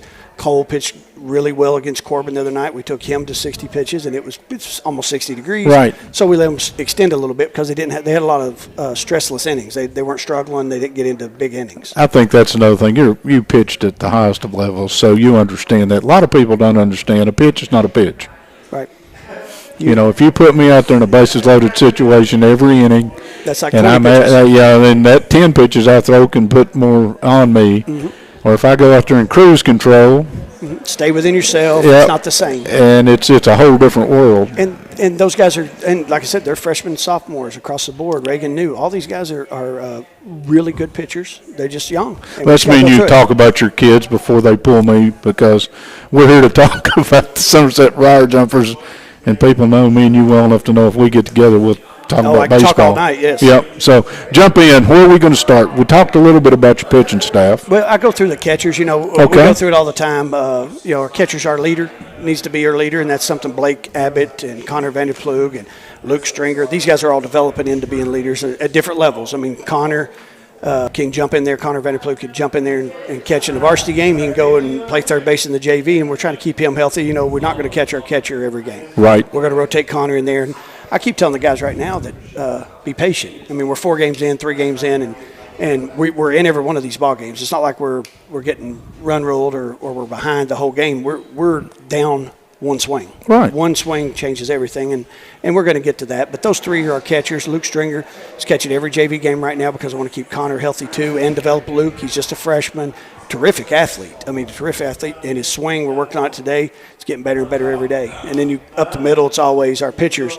You can run through it. We missed Gross bad. I mean, yes. We really do need him back. I don't know that he's going to be back. I'd rather see him healthy in college than healthy at Somerset, so we'll wait, DH him, do what we can, play him in the outfield when we can. And then we got a new right-hander, Luke Pointer. He's a freshman. He's another one that's had a little tender arm for about 3 weeks, but kind of got that lined out, and he's live now. So he'll probably pitch tomorrow or Friday. We got 5 games this week left. And we play tomorrow at Wayne's. We play Mercer, and then we got 3 varsity games on Saturday to catch up on the All-A against Somerset Christian, South Warren, and Russell County. All those at home? Nope, none of them are at home. None of them are. Somerset Christian, but you're on the road for the other 2? Yeah, we play Somerset Christian at 10, then we get in a bus, and we go to Russell County for 2. But that's just the way it is early in the year. You got to get these games. I understand. So then you run across, our top pitchers. Samala had a great year last year. He was our number 1 after the first month. I mean, he went out, he pitched against the best teams on our schedule. And I get a lot of heat for our schedule. But we had Dunbar and Tates Creek on schedule last year. and we played Danville. Danville had 4 D1 pitchers, and they all threw against us. So Yes. these guys are ready, and they all played last year. It's not like these young players haven't been in the fight. We've been in it. I think you have to be in the fight, personally. Well, there's a fine line. You know, Yeah. I talk about it all the time. If you play mediocre teams to bad teams, your kids get a lot of confidence, and confidence is a big part of baseball. So they could ride that wave They of confidence. can. But I always believe I'd like to see what I got to beat. And if the state championship year in, year out runs for Louisville and Lexington, we need to find a way to beat those teams. And this team might not be ready for a state title, but it will be. In 2 years, this is the most talent. This is a lot like the 19 team, a lot like the 16. I mean, there's some really good arms in there. Our job is to promote them, keep them healthy, and I want to send them to college someday. Yes. Healthy. But then you can go through it. We've got, Cole. Cole and Reagan knew both, and Griffin Loy all went to PPL, and their velocities picked up. Cole picked up a couple bad habits that we're cleaning up now. But Griffin, I think, was his first start, was just dominant for a few innings. We, of course, made a few errors for him early. And then Reagan came in right after him and scuffled for just like two batters, and then he clicked. So it's all about getting their feet wet, getting them going. And then Jace Combs coming back. He helped us last year on the mound. He's back. He'll probably start Saturday. Then Josh Bruner's another one that we just got to get him reps. And when you play all 3 sports, Cade did, and we don't always have 3 sport kids at Somerset, but when it's you got to find time to get it all in and all the practice in. And Josh hadn't been able to do that in baseball because he's so vital Right. to the football team as a quarterback. So it's really hard for him to get those reps that we need for him to develop. But he's going to be a good player because he's a terrific athlete. He's a great kid. And then Jameson Coomer's one we just got back. He just got eligible last night from an injury, fractured shin. Went through that all year, and we haven't got him on the mound yet. So he's another one. But I already mentioned Connor Phelps. Connor's a guy that came over here just late last year, got eligible late, and just a great kid. He's going to go play college baseball somewhere. I know we're going to be able to find him a spot, Smala a spot, but him and Josh Grosher are 2 seniors that we need to get an opportunity to go to the next level. And then we got some young guys also that are going to pitch quite a bit. But Collier is a junior, White, and I wish you could be around him every day like I am and he was hurt, and he's like a caged animal. I mean, he wanted to get out there so bad, and you got to watch him because he couldn't move his left arm. It was a torn labrum, so he couldn't get it above his head. But he was in there throwing every day, doing everything he could legally or health-wise. He did everything he possibly could to be ready, and he's ready. He answered the bell. He's already pitched 3 innings. He's getting to the point where we can use him. And Isaiah Lewis, another one. Can play athletic, Yes. play outfield, infield. Now, right now he's in outfield. We expect that we'll move him around the infield some too because the infielders do pitch. But if you go all the way up through the middle there, all those pitchers, Bryson Stevens plays second base, shortstop. Connor Roberts, second base, shortstop. Now, Connor's, his swing's beautiful, and we just got to find a way to give him some at-bats. Right now he'll probably help us earlier on the mound.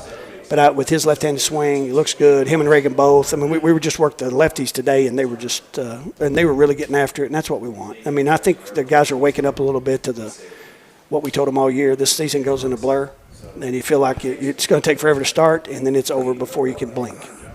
It does go in a blur. We are at Buffalo Wings and Rings on South Highway 27. This is Lake Cumberland Sports Look at Baseball Softball Coaches Show. Phil Grundy to my right. I let him have a chance to take a breath because I'm going to turn him right back loose because you're doing good stuff, Coach. You're mentioning the kids and you're educating me to your baseball team. But we know that when you say been there, done that, when you say somebody's walked the walk, when you talk about taking care of these kids and getting them ready for the next level and things like that, that is something that I will tip my hat, because there has been a tendency by some people that I know to overuse kids, and the outcome of some of that was less than favorable.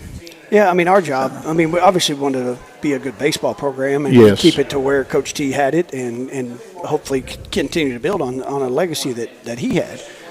But we're not going to do that on broken down kids. We're not going to be able to use them to promote. I tell people this a lot, that I'm never leaving Somerset. When I walk away, We're not running you off? I'm not going to coach again. It's going to be the end. I'm going to relax, and when I'm done here, I want to leave it better than I found it. And that's a tall order. Did you say 20? If you've been here 20 years. 22. 22. This is 22nd season. Would be Gosh, that 23. doesn't seem possible, Coach. We've been together a little bit. We have, and I've been blessed with great people, great supporters like you, and great players and great parents. I mean, our booster club's terrific. We just had a great fundraiser. We spend a ton on the kids. We feed them every day. Yep. We take care of them the best we can. A lot of these kids, people don't appreciate that, but I don't want them running to Dairy Queen, and I love Dairy Queen. We all go to Dairy Queen, and Dairy Queen caters some of our stuff, but we need them to make sure that everybody has the money to eat and everybody gets an opportunity Yep. to relax, be with their teammates. If you listen to all the old baseball players and football players, basketball, they don't miss the game as much as they miss their friends and sitting around We the locker talked room. about with John Fraley a little bit earlier with one of his players that we were talking with, and I said, 20 years from now, you probably won't remember a lot about that region championship game, but you'll remember every dude you played with. You will. Every one of them. And that's what baseball's about. It's what every sport is the camaraderie and the friendships you build and the lifelong. I still spend a lot of time with guys I grew up playing against, guys I played with in the minor leagues, and guys I played with in foreign countries. We still talk weekly. I mean, weekly. And they'll see something, Somerset baseball lost. I get 15 texts saying, what are you doing there? Or how do you need me to come help you? And I always say yes. We can never have enough. We can never have enough. But I'll hit a few more guys. Oh, yeah, please do. We've still got, you're cruising. You got about 5 minutes, so. Yeah. Well, I got up the middle, Kanan Sizemore, again, freshman. And we're young across the board. If you look at Kanan started off well. He was in basketball. Just a 15-year-old out there learning like the rest of us, but physical kid, great energy, comes to play every single day, looks to get better. You go over to first base, Griffin, Lloyd, and Pointer. Those guys are going to be over at first. Cole slides over to first day after he pitches. Cole's at third with Connor Phelps and Vander Plug a little bit. But our outfield, young again. You got the oldest, one of the few outfielders, Gross, a senior, and then Brody Williams. I begged Brody to play when he was young, 11, 12 years old. He had stopped playing in Little League, had a bad experience, and Cal Ripken, and I said, this is a great experience. Come and have fun, enjoy it. And he came out as a senior. He's out there busting. He's a grinder. And, baseball's built on grinders. Go in there and compete. You're right. See how it falls, and good things will happen. And hopefully we get him in some games soon.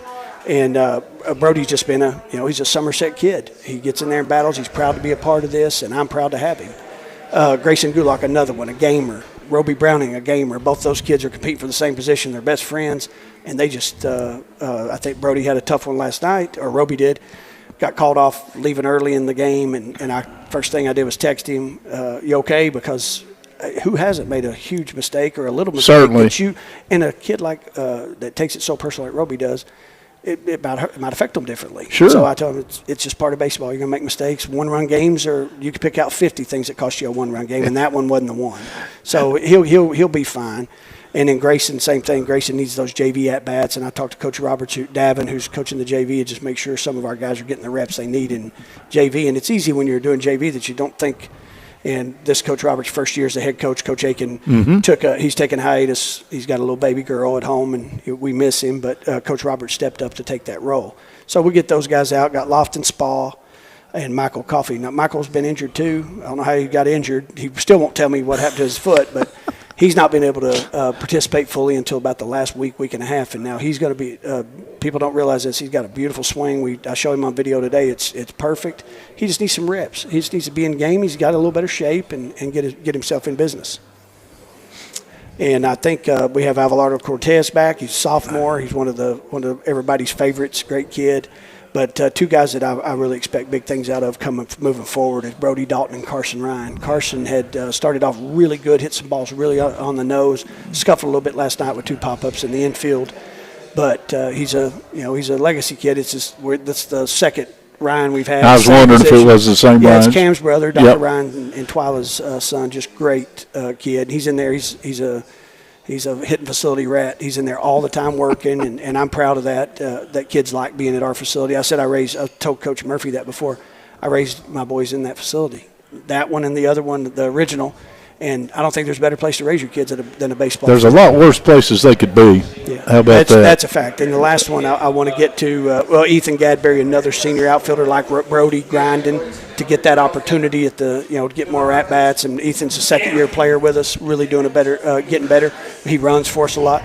But the one that I want to challenge a little bit, and I, again, don't want to say too much on radio about him, but I expect Brody Dalton to come up and hit 350 for me as a left-hand hitter off the bench. Awesome. And we're trying to teach him that defense and lock in a little bit. But that's pretty much a roster. I'll run through the coaches real quick. Got Coach Please Sandin. do. Yeah, I got Coach Sandin back and Coach Reynolds and Kevin Wallace back. This is, I think, Coach Sandin's 10th year, 11th year.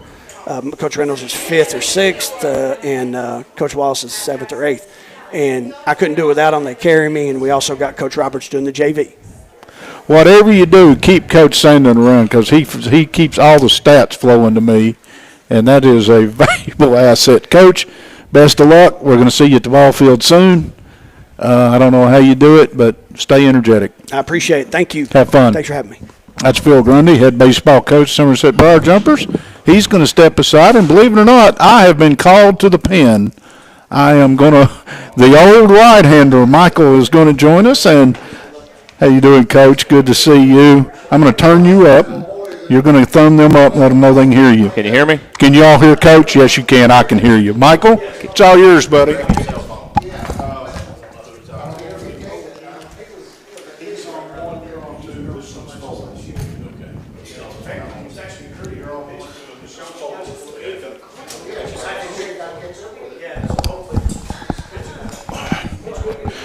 Trying to switch out here, Coach. Can you hear me? I can hear you. Am I live, Pat? All right, give me just a second here. Okay. Well, Coach Dalton, how you doing, sir? I'm doing good. Well, they asked me who I was going to be talking to, and I mistakenly said Kevin Durant. And so for those of y'all that don't know, like this is for the local guys, this is our KD, Kevin Dalton, head coach of the Southwestern Lady Warriors, and glad to catch up with you, Coach. Yeah. It's the first time we've got to do this, and season has already started, and off to a pretty good start so far. Yeah, it's started off really good. We challenged them. We've got a pretty tough schedule for a young team. We lost 6 seniors last year. Some of the best kids in the history of our program left, and we're young, and we've had some adversity this year already with some injuries, but our girls work really, really hard. Well, Coach, let's talk about last year just for a second before we glance into this season. You mentioned you lost some seniors. I've got their names here. We'll give them a shout-out. Some of them may be tuning us in. I think I've seen Miss Gwen here with us tonight. So Caitlin Gwen was the anchor for that team for several years. Ashton Hines, Amy Johnson, and Brooklyn Markham, Taylor Nelson, and Alyssa Riley. All those ladies were mainstays on that team for quite some time. No doubt about it. They were the first group their freshman year when I come over, when Coach Sumner brought me over. And, at first we butted heads a little bit. My style was a little bit abrasive to them, but I learned a lot from them. And we're going to miss Caitlin. We're going to miss Raleigh. We already miss them all, Taylor, Ashton Hines, Amy Johnson, and Brooklyn Markham. In that run, you had an awesome run last year, Coach, that fell short there in that regional championship. I followed your team, and, of course, I'm a Warrior guy. I won't admit that when I'm talking to other coaches, but you know the truth. Yeah. And but I know that you like to say win 3 games. Yes. And that they came up one short. Yes. When you ran to a kind of a buzzsaw up there at Boyle. Yes. Against Boyle. Yeah, that was our theme all year long, and we lived it, and the girls believed it. They believed everything that I was telling them, and we came short, but we set a goal at the beginning of the year to get back to that game, and and Caitlin, she came back and she led us, and the rest of the girls followed suit, and we had a great year, and I have no regrets about last year. Well, I mean, how could you? Because you had a phenomenal run, and that's awesome. So. Goals for this season. I know you graduated a ton. You've got a young team. And so what have you got some goals? I'm sure you do. Oh, yeah. Would you like to share those with us? Yeah. Our goal every year is to win our district, number one, get to the region tournament. I tell the girls all the time, I'm not really worried about right now, wins and losses. I play to win. But, I mean, we want to be the best we can be when May comes around, and we will be. And right now we're farther along than I could have ever imagined because they just work so hard. But our goals are the same: is to win 3 games, is to get back to the region tournament as the district champion, and then we take game one very seriously. We win game one, we'll see what happens. That's our goal. Any team that gets there has a chance to get some Absolutely. momentum, and then things can happen. Yes. And you mentioned the district. I don't have the statistic in front of me, but the Southwestern Lady Warriors have owned the 48th District championship and 48th District for some time. Yeah. Don't look for that to change anytime soon. We have, and McCurry's got every player back from last year. They should be pretty decent, and then Wayne County's got a good team. They got a lot of young talent, so we don't take anybody lightly. I think we've won it 5 years in a row, and maybe 15 or 16 times. I'm not sure, but our motto: talk is cheap. We can sit here and just talk about what we're going to do, but we're going to go out and we're just going to play and let the chips fall. Something I'm going to go back to, you said butted heads, and it's hard for me to grasp because I've watched your team play a lot, Coach, and what I see is a close-knit group. You're hugging on the girls, you're huddling up on the field, you're chanting, they're wearing the cowboy hats. Yeah. Really, you seem like an excellent motivator. I can't imagine you butting heads. Like, how do you do that? And specifically, Coach, how do you coach your daughter? Like, is that hard? That's the hardest thing in sports. That's the hardest thing to do because when you're mad, you take it out on her. I mean, that is hard. It's a challenge. But when I first came to Southwestern, I was always a head coach of a travel team. I've coached a lot of the girls. You've been doing it for a while. I've coached a lot of girls at all three schools. About every one of them.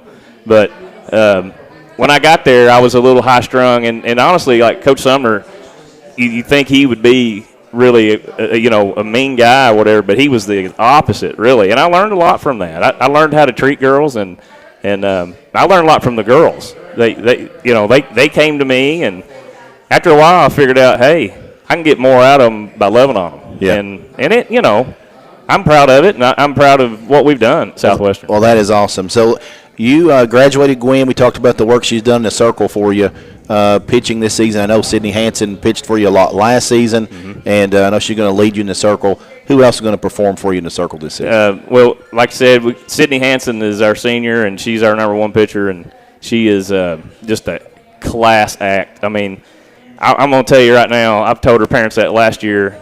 She is one of the best kids I've ever been around in my life. She is a 4.326 GPA. Wow. A Governor's Scholar, National Honor Society, SCA. She's on the Principal's Advisory Council. I mean, she's everything you'd want in a pitcher, and she's very, very intelligent.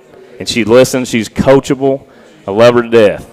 Our other pitcher, Reagan Peters. Reagan has worked so hard in the off season. You wouldn't imagine how hard this girl's worked. She keeps a job.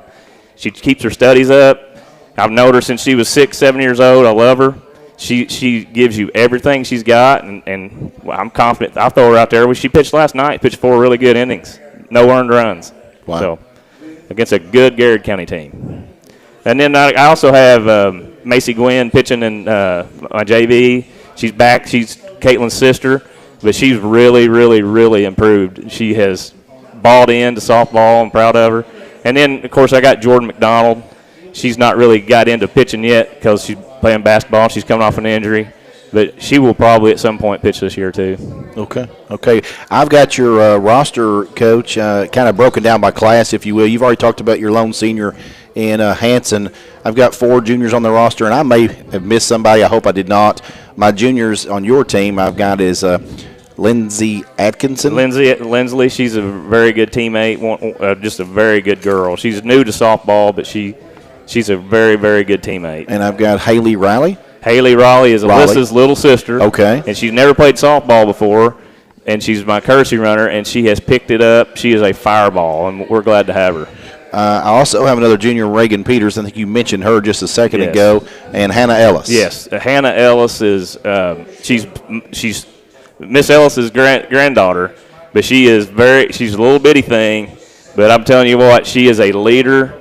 She is an absolute ball player. I love having her. She's a very good student in the classroom, and she has done a lot to get make us a team after losing so many seniors. Yeah, and that you did, like we've said a couple of times, you lost a lot of leadership off that team last year.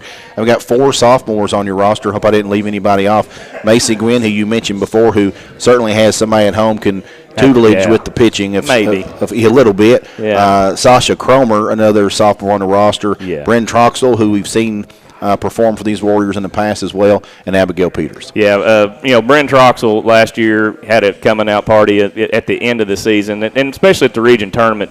She really shined. They got the hit against East Jessamine to give us the win, and then she hit a home run in the championship game in the second inning, I think, and put us in a position. And she has matured a lot from last year, and she's bought into what I'm trying to build. And she's a great girl. She tries really hard. She's very, very athletic.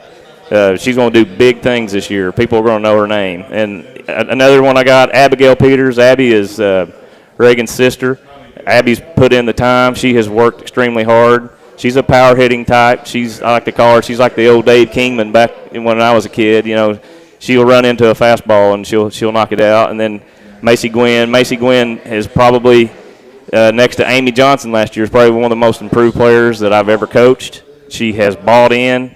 She does everything asked of her, and I could not be more prouder of her. And then Sasha Cromer. Sasha's a sophomore, and Sasha's got a really sweet swing. We've worked on it, and last year she had some personal things happen, but this year she's come back, and she had a really big hit in the JV game last night. So you have a lot of freshmen. It's a young team. A lot of freshmen on the roster that I've got 8. Yep. I'll name them, let you talk about them, Coach. Summer Lewis, Abigail Watts-Carver, who might I add, I got to pause for a second on her. All she did last year across town at Somerset Christian was simply knock the cover off the ball, hit over 600. Yep. And we watched a couple games over there with Lake Cumberland Sports. That young lady led that Somerset Christian School to back-to-back wins over Wayne County, who you just complimented as an up-and-coming team in the 48th. Yep. Jordan McDonald, another freshman on that roster. Arabella Lowry, hope I didn't mispronounce her name. Kiana Silvers, Maddie Hoskins, and then Jolie Woods and Lexi Martin. Yeah, I'll start with Jordy. Jordy's been with me since she's 6 years old at Nancy. Yes, sir. Bulldogs since 6. Hey, Nancy Dragons, back in the day, we never lost a game. But Jordy McDonald is just a super, super athlete. I mean, you talk about she is a coach on the field. She's one of the only people I've ever coached that's just like me. Things bother her that bother me. I've had many people tell me that they thought her and Kylie were sisters and all that, and I was her dad and all that. And I take it as a compliment. Absolutely. But, last night she made one of the greatest catches I've ever seen in my life at any level, and it saved the game. But she's going to do good things this year, and she done great things last year as an 8th grader. And I got Bella Lowry. Bella Lowry is, I've said it, she's one of the hardest working players I've ever coached. She came to us as a girl that she told us she was a catcher, but little did I know she had only caught like 4 games, and she held her own last year in JV, and I just kept catching her. And then this year I've met her. We've worked so hard in the off season, like so hard. And open fields and stuff, and she deserves everything that she's getting. She is really, really a very good catcher at a young age right now. And then I got, like I said, Abby Watts-Carver was going to start for us. Can hit the ball, can play any position. Was going to pitch a little bit, but she tore her labrum, and she's probably going to be out for the year. She may at the end of the year, we may look about getting her back in to maybe pinch run, things like that, if whatever the doctors say. But she was going to play a lot of position for me. And that's a big loss. When you talk about 6 seniors, and then you lose a girl that's going to start. They're going to be a starter. Yeah, absolutely. And then Lexi Martin's another one. Lexi started almost all year last year, and she's going through some anxiety things right now. But she'll be back, and we look for her to be back around spring break, and she's a very, very good hitter. Got great contact hitter. And then, Jolie Woods, she also transferred over here from Somerset Christian, and her uncle teaches at school. And Jolie started 3 or 4 games for us. She's a nice young player. And then Summer Lewis has made a lot of progress. Kiana Silvers and Maddie Hoskins, they have never missed anything I've had. That's one thing I got to give the girls. They work hard. Commitment. And it looks like we got 1 kid left I haven't mentioned maybe. We've got 1. Now, you've got 1 on the roster. It's an 8th grader, and generally 8th graders got to work their way into a position. Yeah. And but this young lady, all she did last season, Coach, hit 9 home runs. Yeah. And if you look at her, you're not going to think she's a home run hitter. No. She batted .553, and for much of the season was one of the top average hitters in the state of Kentucky. And not only that, in addition to putting up those kind of gaudy numbers, played stellar behind the plate, which is hard to do. You know, that's the only position I ever played was catcher, and I pride myself on having good catchers. And Kylie was only a catcher because I left her name, Kylie Dalton, the 8th grader. Yeah, she's got to work her way into a spot. Yeah, Kylie Dalton. She was only a catcher because growing up, you know that's what Dad did. And if I had to make somebody a catcher, I made her. And she never, I don't think, ever loved catching. And but she caught her first 7th grade year, you know, the COVID deal. She caught the whole first half. Then we moved her to first, and then last year she played the whole season at catcher. And this year, you know, she's coming off a knee injury, and so Bella has stepped up, and she's playing other positions. So, but yeah, Kylie, she's got it hard. There's no one tougher on. There's no one that's tougher on her than I am. I'm very, very, very, very hard on her at times, but I love her. She's better than I ever thought of being. And you know, I played my whole life, and she's done more things than I've ever done in my life in sports. And some of the greatest moments of my life have been watching her. And, you know, last year, watching her hit that home run against East Jessamine to put us back in that game, to get us to the 7th inning, to give us a chance to win. She gets another hit in the 7th inning. As a dad, it was so good to watch. And, you know, and to be the coach, you just don't really get to enjoy it and go up and tell them you love them and hug them. But I could not be any more prouder of what she's done. And it's to see that what you just said about already accomplished more than what you did as a player. And again, young lady's just an 8th grader. Yeah. And how she's performed, again, with that pressure of having Dad as the coach. And it's just impervious to it. She's probably the most, as an 8th grader, it's seriously the most experienced player on the team. That's hard to believe, you know. Yeah. It's her 3rd straight year starting varsity. Before we go on. Hey, this is your show, Coach. I want to thank some people. Show. I want to thank some people. I want to thank my wife. My wife's allowed me to be a coach for many years, and she's put up with a lot of traveling and things like that, and I couldn't do anything without her. She's the best. And I want to thank Mr. Flynn at Southwestern that he hired me as coach, and Flynn, he really supports us and what he's done at Southwestern. The vision that he has, what we're building tradition there. It's great to see. I mean, you can see things happening in the hallways. And then Alex Eaton's a great athletic director, one of the great coaches. I ask him things all the time, and he tells me his advice. And then Coach Sumner hired me, and Sumner, he'll send me a text every now and then and say, hey, you need to do this to your field. Make sure you order this, order that. Those things are so valuable to me because the field is so good. It's a burden. It's beautiful. And Junior Molden's always been a big supporter of mine, and I'm a big supporter of his, and I love what he does. And then Josh New's my middle school coach. He has done a tremendous job. We got 15 8th graders who are coming up, counting Kylie. So, you know, he's doing great things down there. And my coach is Casey Dalton. He's my brother. He's like, you know, the kids at school, They think we're brothers, and we tell them that. We are brothers. I love him. You spent a lot of time together. Hey, he is a great assistant coach. He's a gamer. He's just like me. And then Michelle Markham, she's with us every day, and she's valuable. And then Caitlin Gwynn. Caitlin, really, I've talked about her a lot, but she does all these off-season lessons for all our kids in our program, and she's so valuable to our program.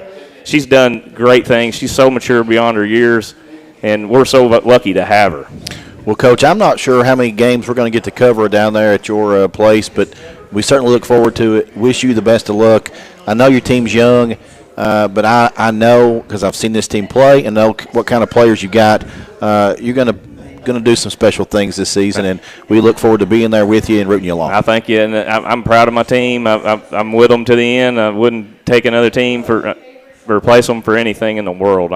I'm a Southwestern Warrior, and it's a dream job to have, and thank you for coverage. Absolutely. We appreciate Lake Cumberland Sports. And, again, congratulations on a phenomenal run last season, and good luck to you this season, Coach. Thank you. All right, thank you.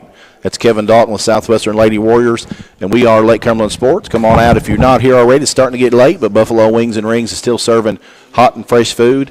Got deals going on every single day. Everything they do here is great stuff. Thanks, Coach. Appreciate it.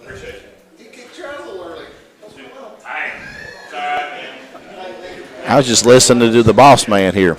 We should have Coach Michael Gover coming up here next.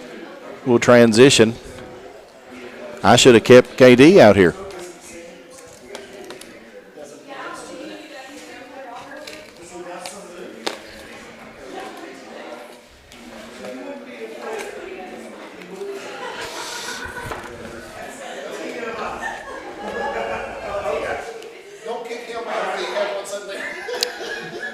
Sorry.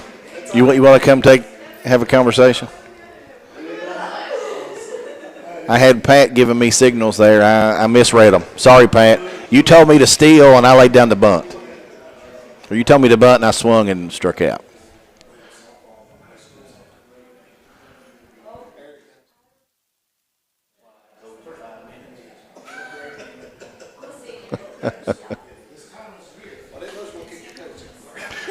Which side do you want him on? Doesn't matter. Put him over here.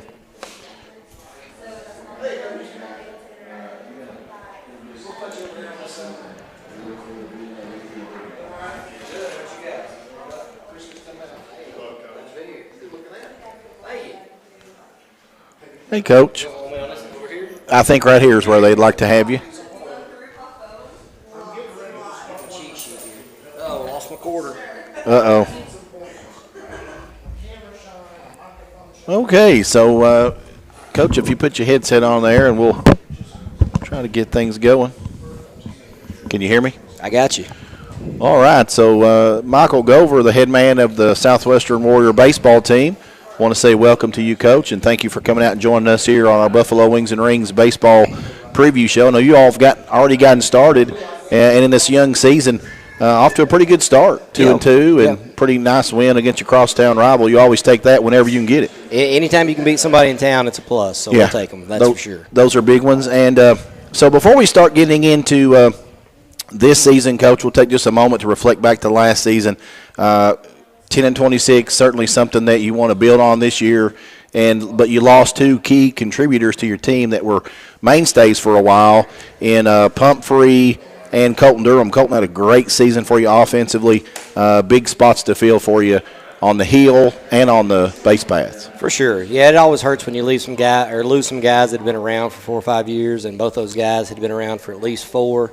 And again, big holes to fill, but we've got guys that are ready to step up, and they already have, to start this season. So pretty excited about that. So, Coach, you graduated in addition to those two. I believe there was also Ben Shaw was another senior you graduated, as well as Hayden Hall, so don't want to leave those young men out. This season, I've got you. Now, I hope I didn't leave anybody off, and if I did, you're going to correct me here. Right. I've got 6 seniors on your roster this season. That's Does that sound right? Yep, that's correct. We'll go down the roster if that's all right with you, and then we'll kind of get into some things as time will allow. Okay. I got 6 seniors. So Dakota Sadler, Travis Burton, Ben Howard, Orion Thomas, Braden Morrow, and Caleb Ramsey. Tell me about those young men and what they're going to bring to the diamond this year for Southwestern, the blue and orange. Well, every one of those guys is going to contribute in some part at some point throughout the year, and some of them, again, already have. Ben Howard and Braden Morrow have both stepped up big for us this year on the mound. Morrow picked up, a great start the other night against Pulaski, and he's really grown a ton from his junior season through the summer and then into his senior year this year, and you can really tell that the confidence level is there for that young man, and it's great to see because, he's loving every minute of it, and it's a big spark for us. Sure. I'll let you go ahead. The way I'd like to do this, I'm sure these parents want to hear their babies' names called, and if I need to call them names back out, if you want to, Coach, just go down the roster there and talk to us on the seniors. Yeah, so Ben Howard, he's going to pitch a lot for us. He's going to play third. He's going to hit in the middle of the order. He's worked hard in the offseason, got a lot stronger, and we're expecting big things out of him. Travis is going to be huge for us on the mound also. He's pitched a lot of relief for us. He's going to pick up a few starts as we get deeper into the season and start playing every day. Dakota Sadler is going to run a lot of bases for us, probably play some outfield. And then Orion is going to, he's set out a couple years, so he's back for his senior year. Okay. So he's doing a little bit of catching up, but he's been a great kid, always smiling, happy, thrilled to be here. And, he's going to probably work his way into some at-bats before the season's over. Now, I've watched you all play a handful of times, maybe more. Ben Howard is somebody who I think really flashes the leather and is a great defensive glove. and I think he plays third base for you He primarily. does. Yeah. Defensively, and of course he performs at the plate too, but really a big fan of his defensively. Yeah, he's really worked hard on it. You know, we had him at short for his first couple years and realized that, you know, he was more of a natural third baseman, so we kind of slid him over there, and he's really took off. And, you know, he's getting a few college looks at this point. You know, he's got the size. He's like 6'2", 165, 170, with a lot of room in his frame to fill out. So some college coaches are giving him some looks. So, you know, you got to be excited for that. That is absolutely exciting. I've got 5 juniors on your roster, Coach. I'll go down that roster from Cameron Shipp, starting with him, Hunter Lewis, Daniel Case, Wyatt Morgan, and Tucker McKee. Yep, that's the 5 that I got here. And Wyatt has been catching for us now. He's been playing with us since his 8th grade year. We brought him up from the middle school because we only had one catcher at the time, so he's come up. He's been with us now for 4 years. Got hurt the other night pitching up at Mercer County. We got the results back today, actually, and all seems good. No tears or nothing like that in his arm. So a little bit of physical therapy, and he'll be back behind the plate. And, again, he's another kid that, you know, has went through his bumps and bruises being a young catcher, you know, a huge spot to be in. And, you know, he was really flashing some great potential this year behind the plate. So we hope to get him back as soon as possible. Cameron Shipp is just the steady guy that we go to. He pitches a lot of relief, but we always know that he's going to come in, he's going to throw strikes. He doesn't shy away from, you know, any competition. He followed Ben Monday night at Bull County, pitched 3 scoreless innings, didn't walk anybody, didn't give up any runs, and we're in a 1-1 ball game for that whole time there. So really like what Cameron does, and again, we can put him in the outfield, and he's going to play both corner spots in the outfield and do a great job there. Hunter Lewis is playing second base for us right now. Good middle infielder. You can watch him sometimes, and he flashes some great leather out there, so we're expecting big things out of him. Daniel Case is playing the outfield for us. He's another new guy that, you know, he came out last year, played for us a little bit JV, really got stronger, put in some work this summer in the off season. And he's played some outfield spot for us. And same thing with Tucker McKee. He's one of the hardest working kids we've got. He comes, you know, every day, gets his swings in. He's gotten a ton better in the outfield, and just he's a true testament of if you show up and you do the work, you'll see the results. Yeah, you got to put the work in if you want to expect 100%. to have results. So great to hear that. Sophomore class. I've got 5 sophomores on your roster, if I didn't miss any, starting with super sophomore Jonas Gallagher. That young man seems like he's been starting for you since grade school. Jace Gager and Blake Troxtel, Kyle West, and Logan Haynes. Right, yeah, there's 8 total. Okay. So I'm going to throw in there Josh Weaver, Kyle West, Griffin Epperson, I think are the 3 that might have been missing off there, Paxton King. Sophomore class is big, and it's a great problem to have because you've already got, as you mentioned, some kids contributing. Of course, Jonas, he's been starting for us, again, since a freshman, and now we've had him twice as a freshman and back as a sophomore, and he hits in the leadoff spot for us. Again, another young man that, you know, started in that leadoff spot at a young age and has really starting to grow into that role. Jace Gager, sophomore, freshman shortstop last year, probably made a few more errors than he wanted to, but again, you know, we've thrown a 14-year-old out there against 18, 19-year-olds, and he's really stepped up his game, so we're looking for great things out of him there. Paxton King is going to play some JV for us and may work his way into the varsity lineup at some point. Big, strong kid. Blake Troxtel is probably one of the better outfitters we've got in that class also. He's another one that you could put out there and not have any concerns with.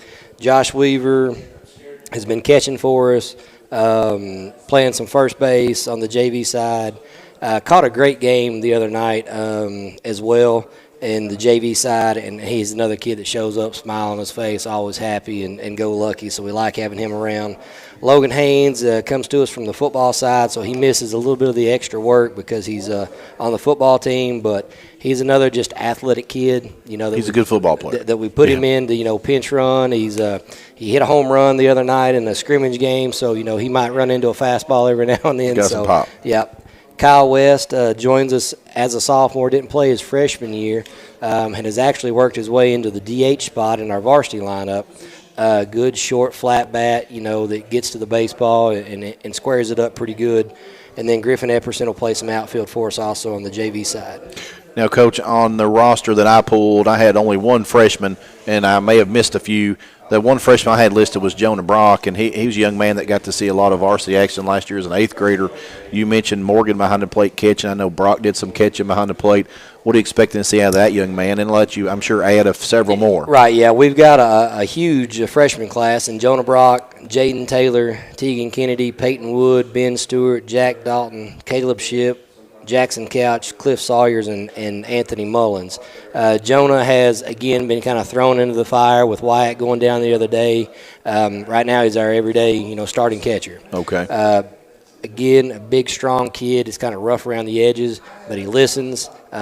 He's taken, great coaching from Coach Starnes and Coach Bulls, which both caught at the collegiate level. So that, that never hurts when you got somebody right there, telling you. So, and again, he'll hit somewhere in that middle part of our lineup for us. Jaden Taylor's a young pitcher that, we're expecting big things from. He's got a smooth, easy delivery, and has really kind of impressed so far this spring. Tegan Kennedy's playing some infield for us. Again, we put him at short, and he's learning. He's going to get there, and he's got a good person to watch in front of him with Gager. So that's good. Peyton Wood's going to play some outfield. Ben Stewart also is going to play some outfield for the JV squad. Jack Dalton's another catcher that's kind of soaking up everything he can. Caleb Shipp would be Cameron's little brother. I'm sure he probably doesn't want to go by that, but he's that's kind of what he's known for at this point. But he's going to make his name for himself in our middle infielder. And then Couch, Sawyers, and Mullins, all three are going to play in the outfield. And this freshman group has got a really plus side to them as far as the outfield goes. They're probably some of the better freshman outfielders that we've had, at this point. So pretty excited about that. So I'm going to ask you, I think you said 8 freshmen on your roster. Is that right? That's 10. 10 freshmen. That's a large number. So if I'm not mistaken, I know at least one of the men in charge of that middle school program is Shipp's dad. Yes. So who's running that program down through middle school that's helping feed 10 people to your roster in the freshman class? That's impressive. Yeah, right now, of course, Coach Shipp, Chad, has been down there for several years, and he's doing a good job, with that group down there and starting to build the numbers because, we're a school of 1,300 kids that, you should expect having, by the time they get to you, 40 kids to look at and see what happens. So those numbers are continuing to build. So we're trying to keep as many around as possible, keep them interested because there's so many other things that they can do today that, we want to keep them interested in baseball if we can, but not prevent them from doing anything else, Sure. of course.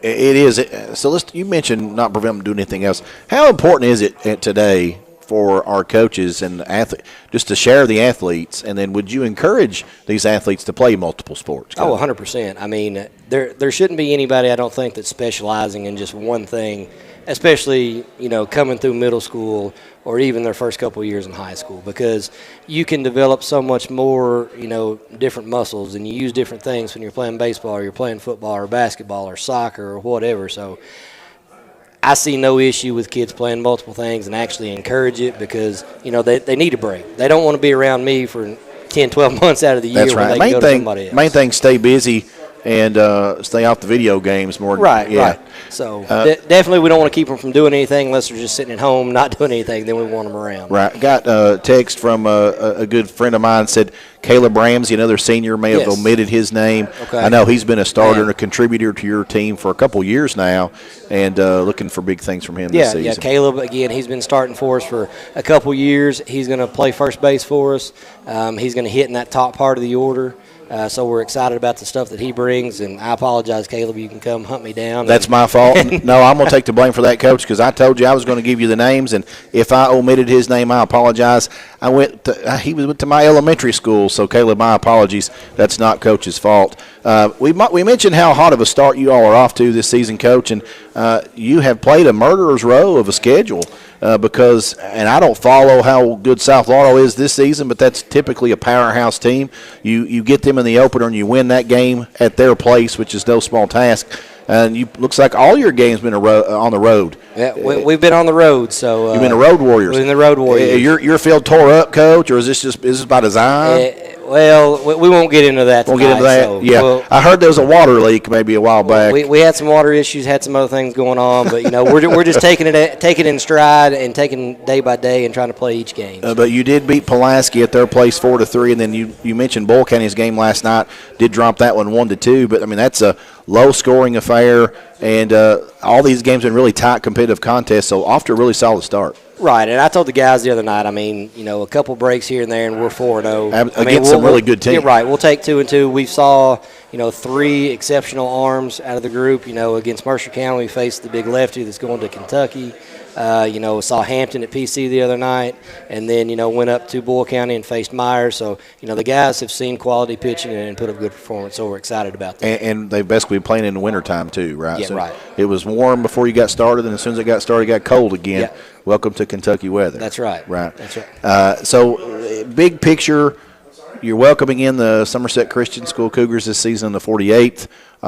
Where's the district tournament going to be held at this year, Coach? It will be held at Somerset Christian, so Okay. that's where we'll play all our games there for the district tournament. So Okay. And team goals for the season. I'm sure you put something on the chalkboard, some things you want to accomplish this season. Would you like to share those with Well, us? our goal has always been, since I've been around, to win the 48th district and then go try to win the 12th region and see what happens from there. So we've never changed those goals, and as long as I'm there, I don't intend to, because that's something that Southwestern has kind of set as a staple. We've been kind of that name that's been in the mix for several years, and we want to continue to have that. Leaders on your team, you've talked about several positions that some of these young men play, but who are the leaders of that squad? Who rally your troops and kind of keep folks grounded when maybe the emotions kind of get control of us? Well, we rely on our team to kind of lead the ship. We've always said that the players will only take us as far as the players can take it. So early in the year, we give them a couple weeks to mesh with one another, and then we kind of set out and say, hey, guys, you pick who you think is going to lead this bunch. So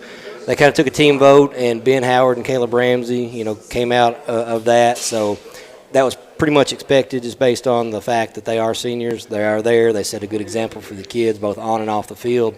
And that's another thing that we, stress. They got to get the job done in the classroom. And then, of course, when they're not around and on the field, they're still representing Southwestern baseball. Right, your corners, your third baseman, your first baseman, I guess your team captains. So we talked about I don't think we did talk about the pitching. I think during the district tournament last season, we watched Wyatt Morgan. You mentioned about his work behind the plate. Mm-hmm. I know he's got some skill on the hill as well. Who's going to lead you on the mound this season? Well, I don't know that we have one guy that's going to stand out. Like I said, on any given night, I think we can give the ball to any person. And, again, we're going to expect them to go out and do their job, and most of them will have that ability. So, again, you may see a Travis Burton one day and then a Cameron Shipp the next, and they both could give you that, a number one performance that you want. So Okay. And you mentioned Morgan's injury. Now, is that going to keep him out some time? It'll keep him out for some time. I think right now they're expecting, at least 6 weeks of physical therapy. So we're going to take it easy on him and then hopefully ease him back in and just kind of see what happens. So we'll look at the schedule and our time. We're running out of time. Is there anybody you want to thank? Yeah, I definitely want to thank our administration, as Coach Dalton did. Mr. Flynn, Coach Eaton, they're great for us. They're always around, and anything that we need. Definitely want to thank my wife and my girls that allow me to do this. Again, anybody that's in the coaching world knows that it's a ton of time, and, my girls are getting bigger and they're involved in a lot of things. So my wife is running to and fro all the time, and they still show up to every game and sit through the cold and 100% supportive of myself and our team. So really want to thank them. I want to thank my coaching staff as well, so can't forget to mention them. Coach Vincent Bulls is back with us now for his third or fourth year. Coach Logan Starnes is back after a year off. He's back with us this year. Trevor Smith is helping out, as well as Tanner McKee. And, again, I've got, three guys there that have played college baseball, and the kids just absorb everything that they take in. And it's great to see because, they know they've been there, they've done that, and they can tell them something and they just eat it up. So at this point, I'm kind of, just there for the good time. But Well, while we were thanking people, Coach, I want to say thank you to you. You always welcome us when we're in there covering your team, and regardless of the sports, because we see you at the basketball arena and the football stadium as well. So we appreciate you rolling out the carpet. And, of course, Athletic Director Alex Eaton, he's no finer folk to work with than Coach Eaton. So we appreciate all the work that you all do. Yeah, I think all our coaching staff is pretty supportive of the others. And again, it's kind of all for one down there. You know, everybody's supporting everybody. We're going to share athletes, you know, and work with other teams, you know, and make sure that everybody's getting the best, you know, product that they can put on the field or the court or whatever it may be throughout the years. Right. You talked about you being the Road Warriors. It looked like down here at your schedule, Coach, your first home game on the 27th of March against Lincoln County. So if you're listening, you want to catch the Warriors at home. That was probably going to be on the road too. So oh, really? That one and the next one. And the next one. So. Okay. Well, I was kind of joking about something tore up at the field, but it sounds like maybe there's more to that than I'm aware of. So hopefully you all will get things straightened out and get to come back home. And yeah, we've got a great facility, so we're excited you do, to get a beautiful back to place it out there. and ready to go just as soon as we're able to, and looking forward to it. And again, appreciate all that you guys do for supporting these local athletes and getting their name out there. And hey, we're glad to do it. It's a blessing to get to do it. And when you're a sports fan like I am, I get free admission to the parks and the stadiums, and what's better than that? Oh, nothing. Gotta love high school athletics. So. That's absolutely correct. Well, this is Michael Gover with the Southwestern Warriors. I want to say thank you, Coach, and wish you best of luck this season. Thanks, Coach. All right, appreciate it. Appreciate Thanks, guys. it. Okay, we're going to take a short break here and welcome. Okay. No, we're not going to take a break. How are you doing, sir? If you'll give me just a moment, though, let me change gears so I can pull out some information. I did do just a little bit of work, so hopefully I can do you and your girls a little bit of service here by knowing a little bit about what you got going on. But what I don't know, I'm sure you're going to tell me and inform me of. Okay, can you hear me? I can hear you. Okay, now I got you. I'm sorry. Right. I'm late to the party.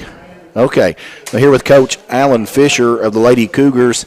And, Coach, we got to come out and watch you play a couple games last season, and it was a lot of fun. The facilities over there at Somerset Christian School, top-notch. And before I go any further, the Somerset Christian School hosted the basketball tournament, the 48th. Yes, and I think there were some folks that may have been concerned about the size and whatnot. Well, Josh McKay and I were there to cover that.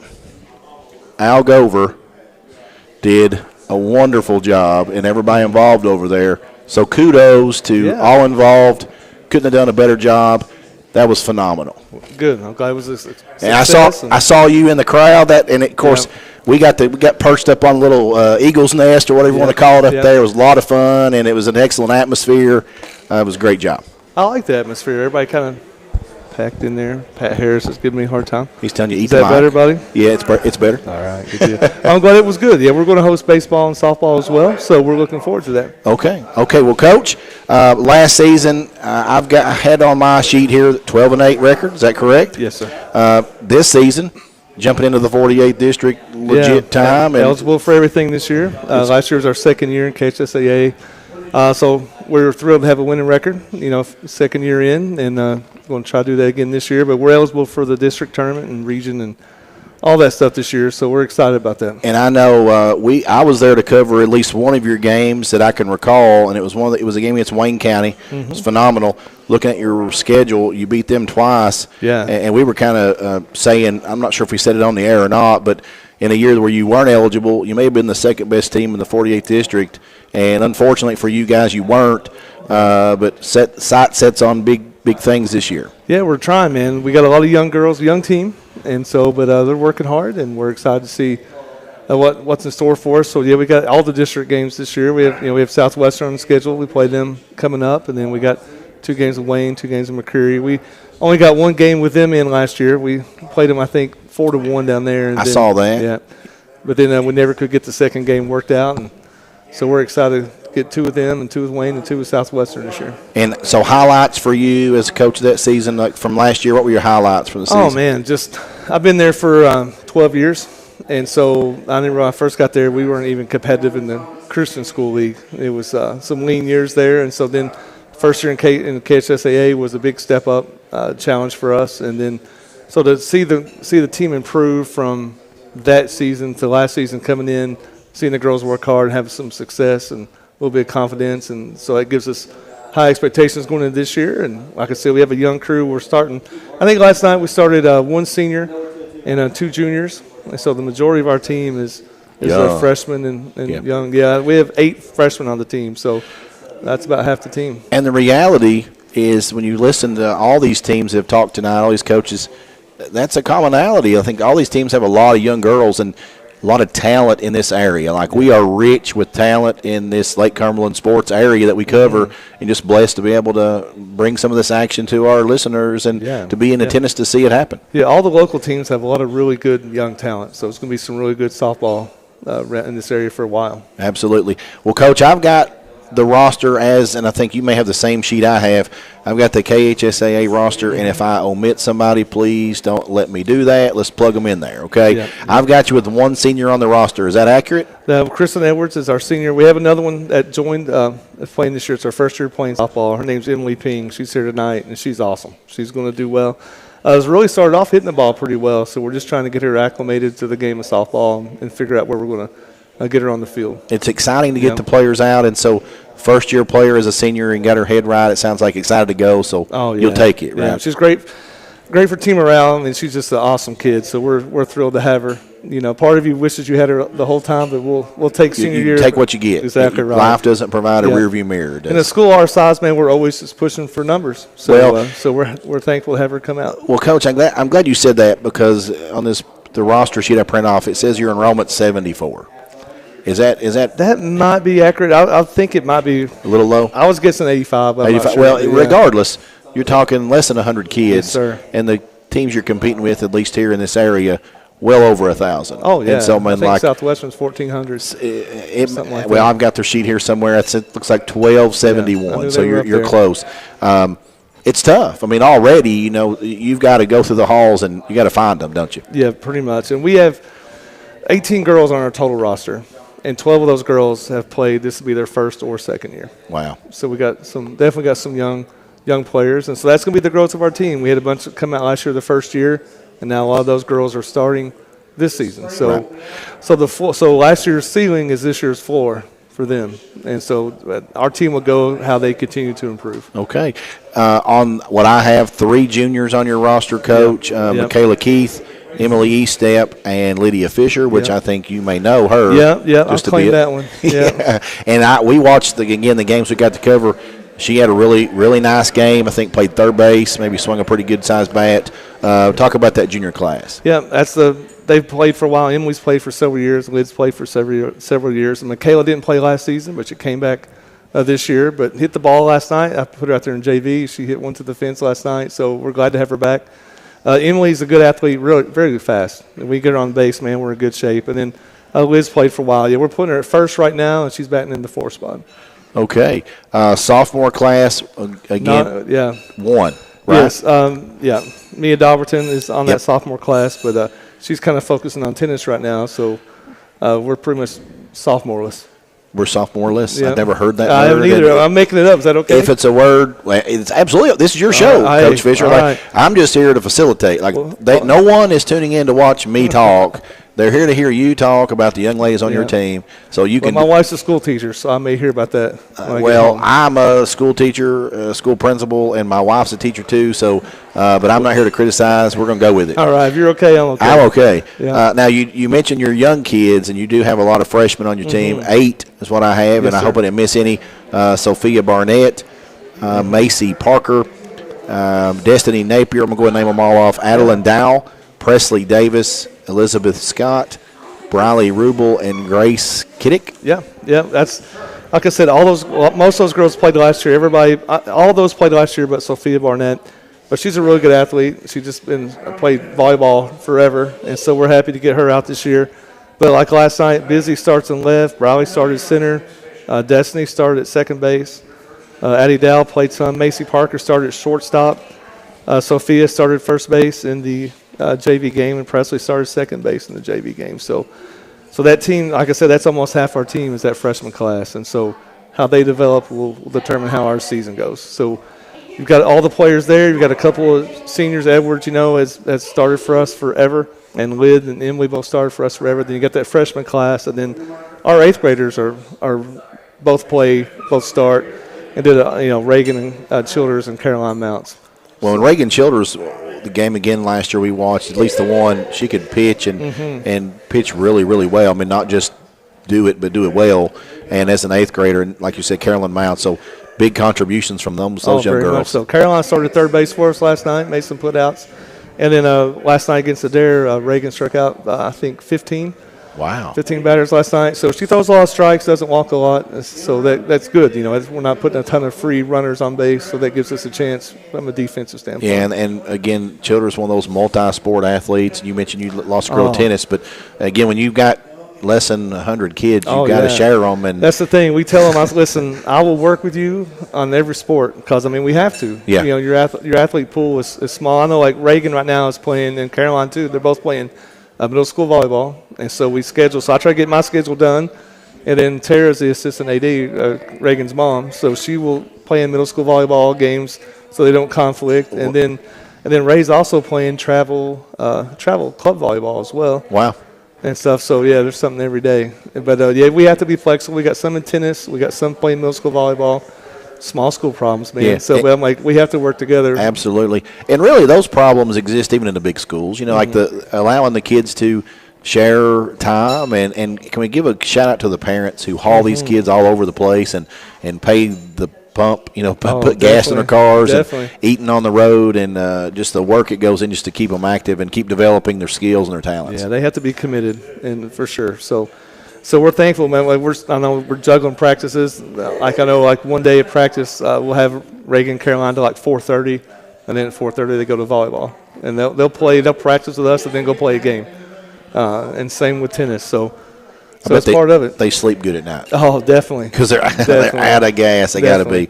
Now, besides Childers, because I know she's going to do the lion's share of the work in the circle for you, you got any other of the young ladies that are going to put some work in the circle? Yeah, Lydia Fisher's going to have to throw some this year. I know she's not super excited about that, but that's how it's going to be. Yeah, she threw some for us a couple of years ago and then threw a few innings last year. And so her velocity's okay. Remember the movie Major League? Yes. She's got a little wild thing Vaughn in there. Vaughn. Yeah, a little bit. On the heater. Yeah. but no, she does fine. So we're working on it. So improve her. And then we have a couple of girls that are 7th graders that I think aren't on that roster. But one of them is Lainey Baxley. She just kind of came out a while back, and so we threw her an inning of JV last night as well. But Reagan's going to throw the majority of it, and then Lydia will throw some as well. I had one 7th grader on there, and I'm afraid to try to pronounce her name. Yeah, it's Sayla Chicatano. Yeah. And I recognize the name from volleyball, and maybe it had been a parent of hers helped us in the stands to pronounce the name, but I can't remember. Yep, and then, Sophia Barnett is her sister.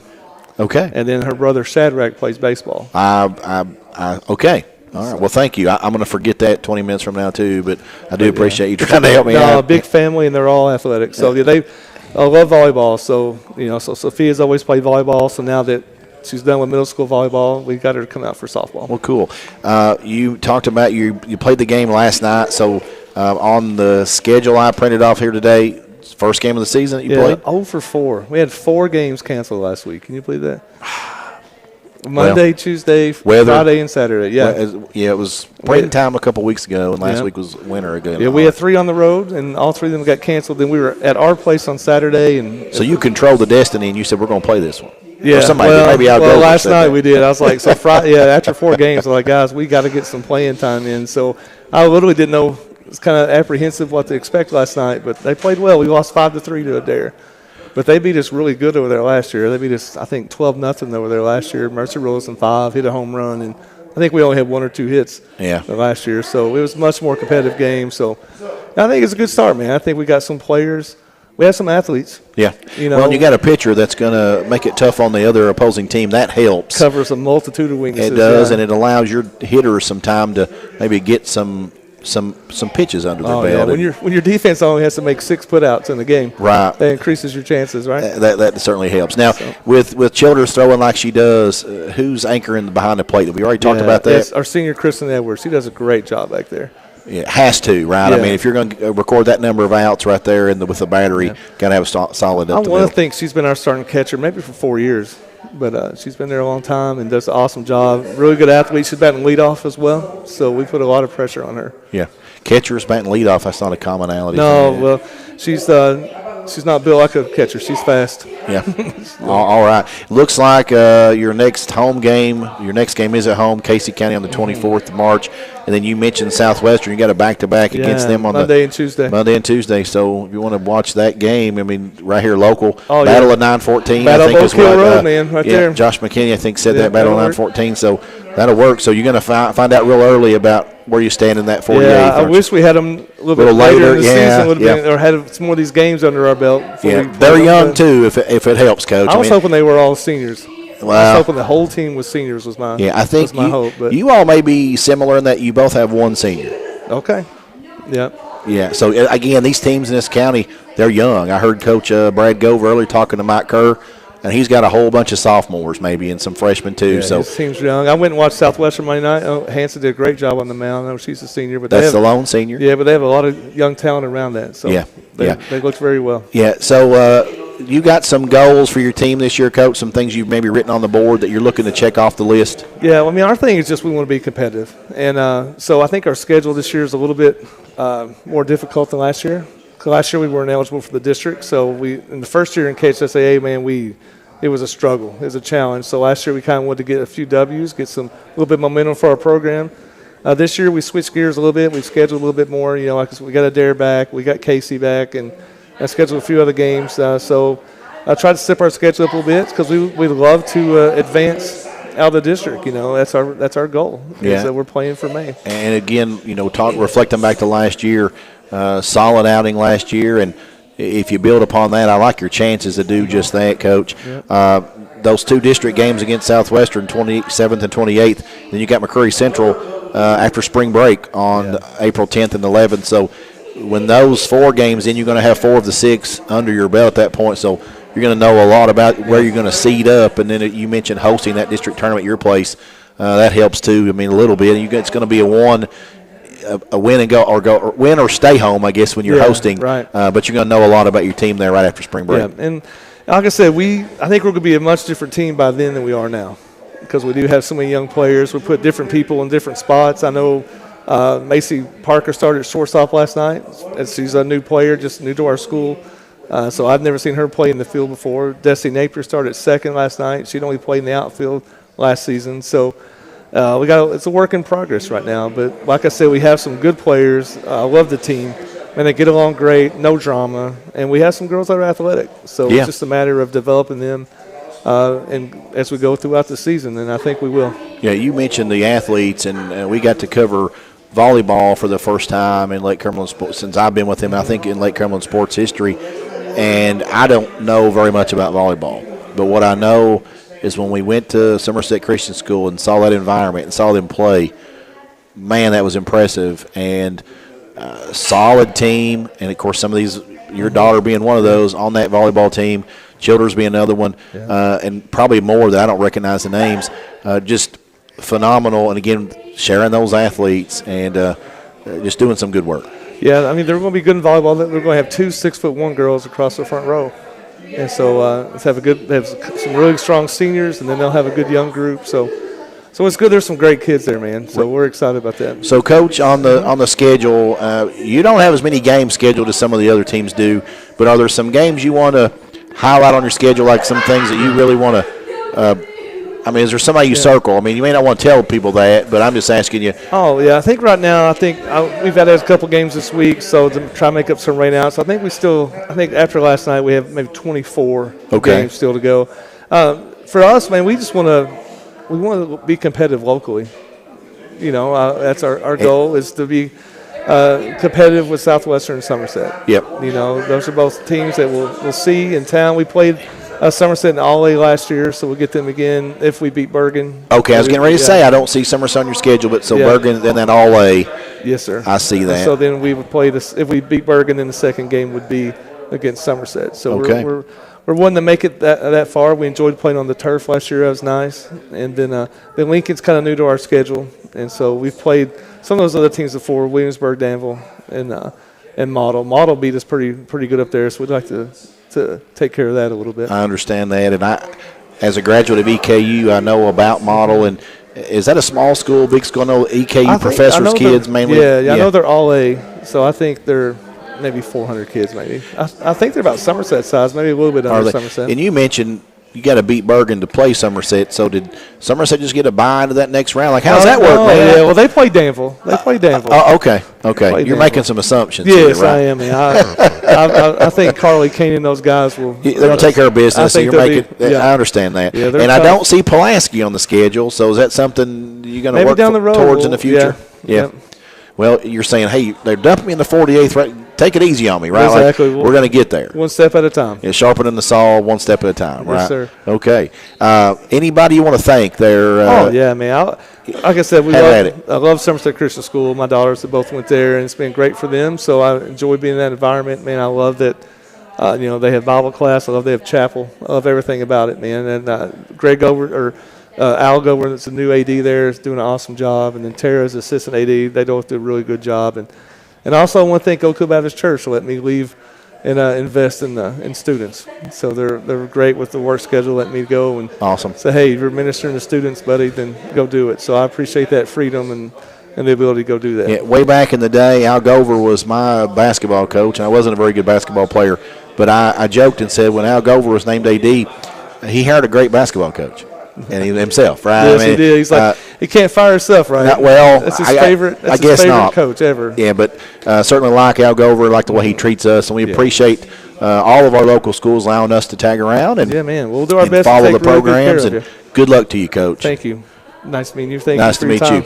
All right, that's Coach Fisher of the Somerset Christian School Lady Cougars, and good luck to him this year as he gets into the 48th district. Eligibility for the first time. They're going to host that softball tournament over there at their place, and I'm going to welcome in now the baseball coach. Give me just a second, Coach. How you doing? I'm doing fantastic. I'm up past my bedtime. I'm not sure if you are, but I am. But I'm here to catch up with baseball and softball action here in our local area, and we'll save the best for last, right? Can you hear me? I can hear you well. Okay. So I'm here with Coach Anthony Edens of the Somerset Christian School baseball team, the Cougars. And welcome, Coach. Well, thank you. Michael Gregg of Lake Cumberland Sports. And, Coach, we got the privilege to cover your team last season. At least once I was there, may have been there a couple times. Phenomenal facilities. I mentioned to Coach Fisher, Athletic Director Gover, always treats us well. We want to say thank you to him. And wish you luck in this season. Let's reflect back just for a moment to last season. Last season, 5-18 on the season. You graduated some seniors from that squad. Let me reflect back. I did take some notes about that. I remember the Luke Atwood, who was a do-it-all athlete, I think, for multiple sports for the Somerset Christian School Cougars. Isaiah Pinto and Hunter Reese. You graduated those young men. Reflect back on last season, Coach. Last season, as we were, just getting the baseball program up and running again, after 2 seasons with no baseball, and it was our first year kind of dealing with KHSAA rules and everything, and we were, just getting everything together. We had to get enough players, and that was, I started teaching at the school last year, so that helped a lot. And I was able to recruit Luke Atwood. You mentioned, I knew that he had a lot of potential and what we needed to get through a season without it being a disaster. We needed somebody that had experience, could pitch and field, and as a shortstop, he was kind of like a team captain, and that really, brought everything together. With just having one experienced player like that makes a huge difference, because I had half the roster had never played baseball. So I was teaching kids how to play throughout the whole season. So that 5-18 record, I'm pretty proud of that, actually. Well, I would be too. I certainly didn't say that trying to make a slide at it, because not at all. You mentioned 2 seasons not playing. One, that's tough. And then to say a lot of your players that hadn't played, and probably maybe since youth league or maybe some middle school ball, I don't even know how one would start. You all got the ship rolling, pushed it off the shore or off the deck, so to speak, and but you're brighter days ahead. I know you're looking for things. This year is the introduction into that 48th district, and you got goals on your chalkboard this season that you're looking for this team to I do. Talk to us about those. So this winter I had the core. That was the difference between last season and this one. I had a core to build around, one of those being my nephew, Shadrach Barnett.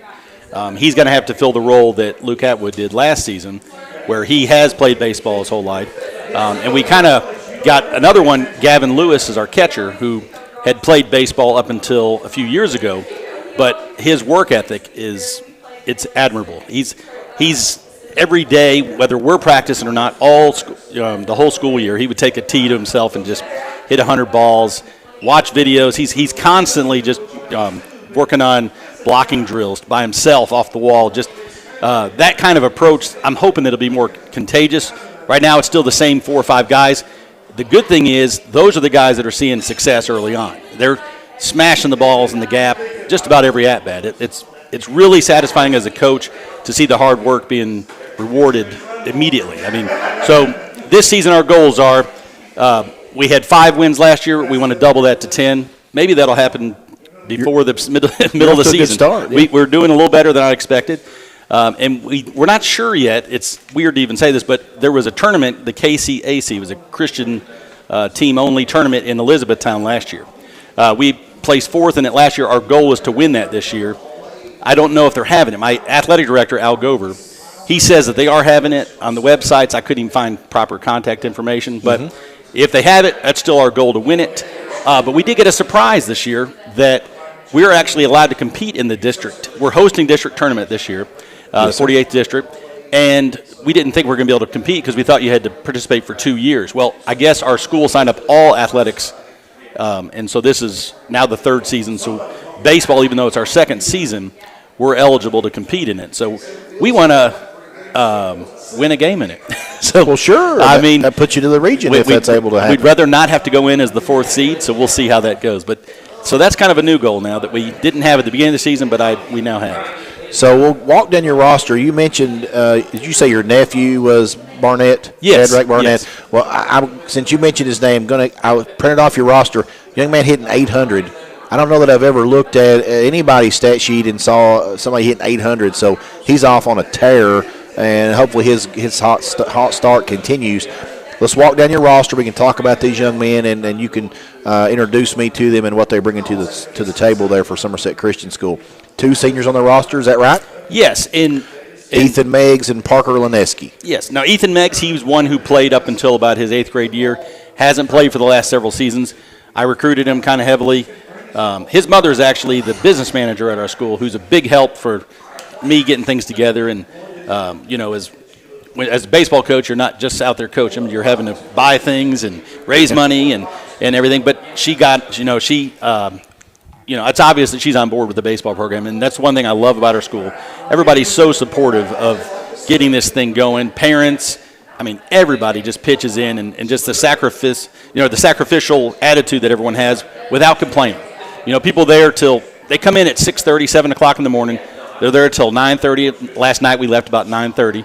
And everybody's got a smile on their face the whole time. I just love that atmosphere. But Ethan Meggs is probably about as good a kid as you will ever see. I ask the kids, because I'm a teacher there as well, who is the most wholesome, good at heart person in the whole school? And they'll say Ethan Meggs is that guy. Wow. So, huge compliment. But he is a little rusty. He played basketball, so I wasn't able to get an off season with him. We're trying to get as much as I can in between, during the games, in between the JV yesterday. I'm sitting there working with him off the tee and things. But he's a great kid. Parker Lineski has never played baseball. He's a pretty good athlete. He played soccer. And he's just a wonderful attitude, just a very cheerful, not complaining about playing time. So we're, mostly he's having to play JV, and we're just, happy to have him on the squad. I've got on your roster 6 juniors, which I think that bodes well for you in the school your size. Of course, we talked about numbers with Coach Fisher. It's tough when you got less than 100 kids in the hallways. But the 6 juniors, Arnold Holland, Tristan Rubel, Emery Whitescarver, Ethan Brainerd, Shadrach Barnett, who we mentioned briefly, and Charles Scott. You want to talk about those juniors, Coach? Sure. And if you can look off the page for a little bit. Yes, sir. I'll start with Ethan Brainerd. He had never played baseball, I don't believe.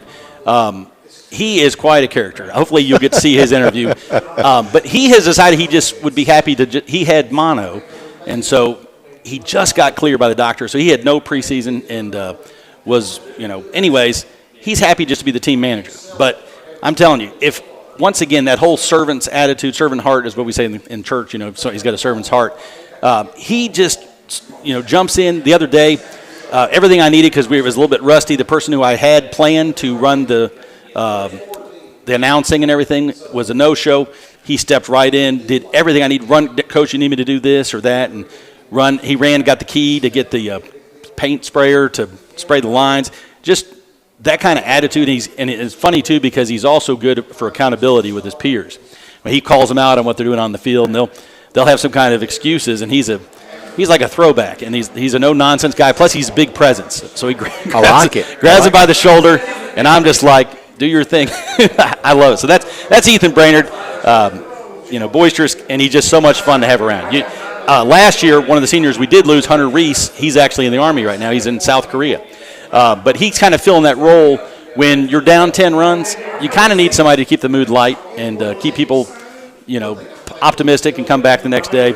And Ethan fills that role for us. Arnold Holland is he goes by AJ. He is not able to be there every night this year because he's working on his pilot's license. He's also part of the YAY program, and they do businesses. Most people's businesses are something real simple. This guy's building a fuselage with a flight simulator that he's going to lease out to flight schools across the state. So I think he's probably pretty good chances of winning that thing. So he's got a lot of good things going for him. Sounds like it. He's a very fast, strong athlete.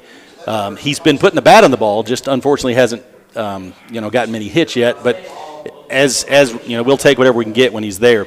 Emery Whitescarver, we had him last season. He started in center field. Then we had him at third base. I think we found a spot for him at second base right now. He's back there cheering and pumping. But he made a pretty awesome play. He's just so quick on his feet that I think I was wasting his athleticism at third base. But at second base, he's doing excellent. And then we said Charles Scott. Charles Scott goes between second base and shortstop for us. He last season was our leadoff hitter. This season I kind of moved him down the lineup just a little bit to kind of just shake him up a little bit. And I think we went through a little bit of a slump, but last night he ended the game with a nice hit center field and drove in a run. So I'm really excited with our group of the juniors. Our goal is, and this may be a lofty goal, but when we started the team last year, our goal for the juniors, which they were sophomores last year, was to win district by their senior year. And we talk about it, and I often bring that vision of us, embracing at the pitcher's mound and everything after we win district. So. But that's one of our goals for them. Well, the goal you already have, and that's to win that first game. You win that first game, listen, things can happen. You just got to compete. So, sophomore class, Coach, I see 3: Jackson Case, David Reese, and Gavin Lewis. You want to talk to us about those young men? Yes. Jackson Case is new to the school. He is a really fun young man. He's in my biology class, and his dad. Shortly after the season started, came up and asked if I need any help, and I said absolutely. He's another strong Christian man. We have so much in common, and he has just jumped right in. And he's one of those guys he's not waiting around, ask, Coach, what do you want me to do? He just jumps right in. He's a wonderful assistant because that's what you really need. I mean, without assistance, and that's how it is kind of in the off season. It's just me a lot of times, and there's been a few times where it's just me, but. Anytime you have your assistants and you can delegate, and because especially on game day when I'm out there chalking lines and getting lineup cards together and making sure that the concessions are unlocked and all those things, somebody's got to be getting the guys warmed up on the field down there and everything. And so I really appreciate Jackson's dad. Now Jackson is a strong young man. They tell me in the weight room that he's just a beast, but he's been smashing the ball. I think he's hitting well over 400 right now, and I'm just really happy for him because he was another one of those players that during the offseason was in the cage with us every time we met, and he's in there just working through it, and love that. The other sophomore, David Reese. Now, David Reese is Hunter, the one who graduated that I said is in South Korea. That's his younger brother. He is an amazing athlete. Really quick. We put him in center field. He was tracking fly balls from day one, was hitting the ball. He's not got a hit yet this season, but also pitching. He hit the radar gun at 74 miles an hour. Had never thrown a baseball before. Wow. He's just that kind of an athlete. He can do backflips, and he's always doing backflips, different styles, variations of backflips and things, and off of higher objects. Did one off the top of the bleachers in the gym. And I'm telling him, son. Yeah, I was like, one of the, where that adrenaline, it only goes up and up and up to get the same adrenaline. But yeah. The last one is Gavin Lewis. And Gavin Lewis is just, they say in the majors that the catcher is like the second manager. And Gavin has that mentality. He's so mature for his age.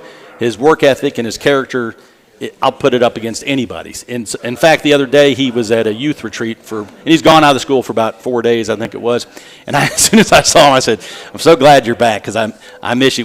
When you're such a small program like that and you have somebody like him missing, you feel it every minute of it because he helps to bring the maturity. We do have a little bit of an immature team, and that's something this season that I think one of my things that's been apparent to me is I have to develop character more than just baseball talent. It's so evident that once they graduate, very few, if any of them, will go on to continue to play baseball. But every one of them is going to be a husband and a father, and hopefully, and I try to tell them they're going to be a leader in something, and trying to teach them that if you can find joy in other people's successes, then you'll be happy in life. Instead of if it's got to be all about you, you're going to be probably let down a lot of times. Absolutely. That's great advice, Coach. Freshman class, I have 2 on the roster. Looks like that's Isaiah Hensley and Trey Hogan. Okay. Trey Hogan is new to the baseball team. In fact, he just joined a couple weeks ago, so he's actually having to wear a uniform from somebody else who's not on the squad anymore. He's got a smile on his face all the time. He's in my physical science class, 7th period.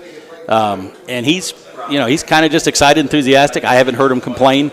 He also has been trying to help videotape some of our games. So I guess last night they had some technical difficulties and let me know between 2 cameras we got 19 minutes of sideways footage. The tripod had fallen over. So and that's the great thing. These guys aren't just playing baseball. They're whatever they can do to help the team, and I love that attitude about him. Isaiah Hensley he was an impressive 8th grader last year. He was our top pitcher. And this year, once again, he's our lead pitcher and been really just smashing the ball. He's hitting the ball really well. He's leading the team in doubles. I think he's probably right up there in the county with undoubles as well. I've got 1 7th grader on the roster, a Parker Viers. Parker Viers. Thank you. Yes, he is. We've been letting him pitch in the JV squad. And he's been doing pretty well. It was funny. He got his first couple strikeouts the other night. I mean, he's not throwing really hard, but we had a great time cheering him on. And I have one thing to say about that. Yes, sir. With having future goals, as a coach, you kind of looking down the road a couple of years, 2, 3, 5 years. And if you, in order to look that far down the road, you have to have some more development. I can't teach everybody how to play baseball the moment they step on the squad. So I asked Lord for a middle school team. And this year they had enough for a middle school team. They had another coach step up. I had nothing to do with it, but it's all set up. That's Ryan Aberly, and I shout out to you, Ryan. I appreciate you stepping up and handling that. Well, that's impressive, and it is so important to have the feeder program. And I mentioned to Coach Fisher, it's tough when you're competing in the 48th district against schools that have 1,250 kids in the hallways, and you've got less than 100, and then the feeder programs, again, these public schools have got folks doing that for years, and so I certainly understand and can respect the difficult spot you're in. But it sounds like you're building young men. You got your priorities straight, it sounds like, and I want to thank you for that and admire that. Statistically, already mentioned Barnett off to a hot start, and Hensley is your top pitcher. Numbers impressive there, less than a run a game. Earned run average is less than 1.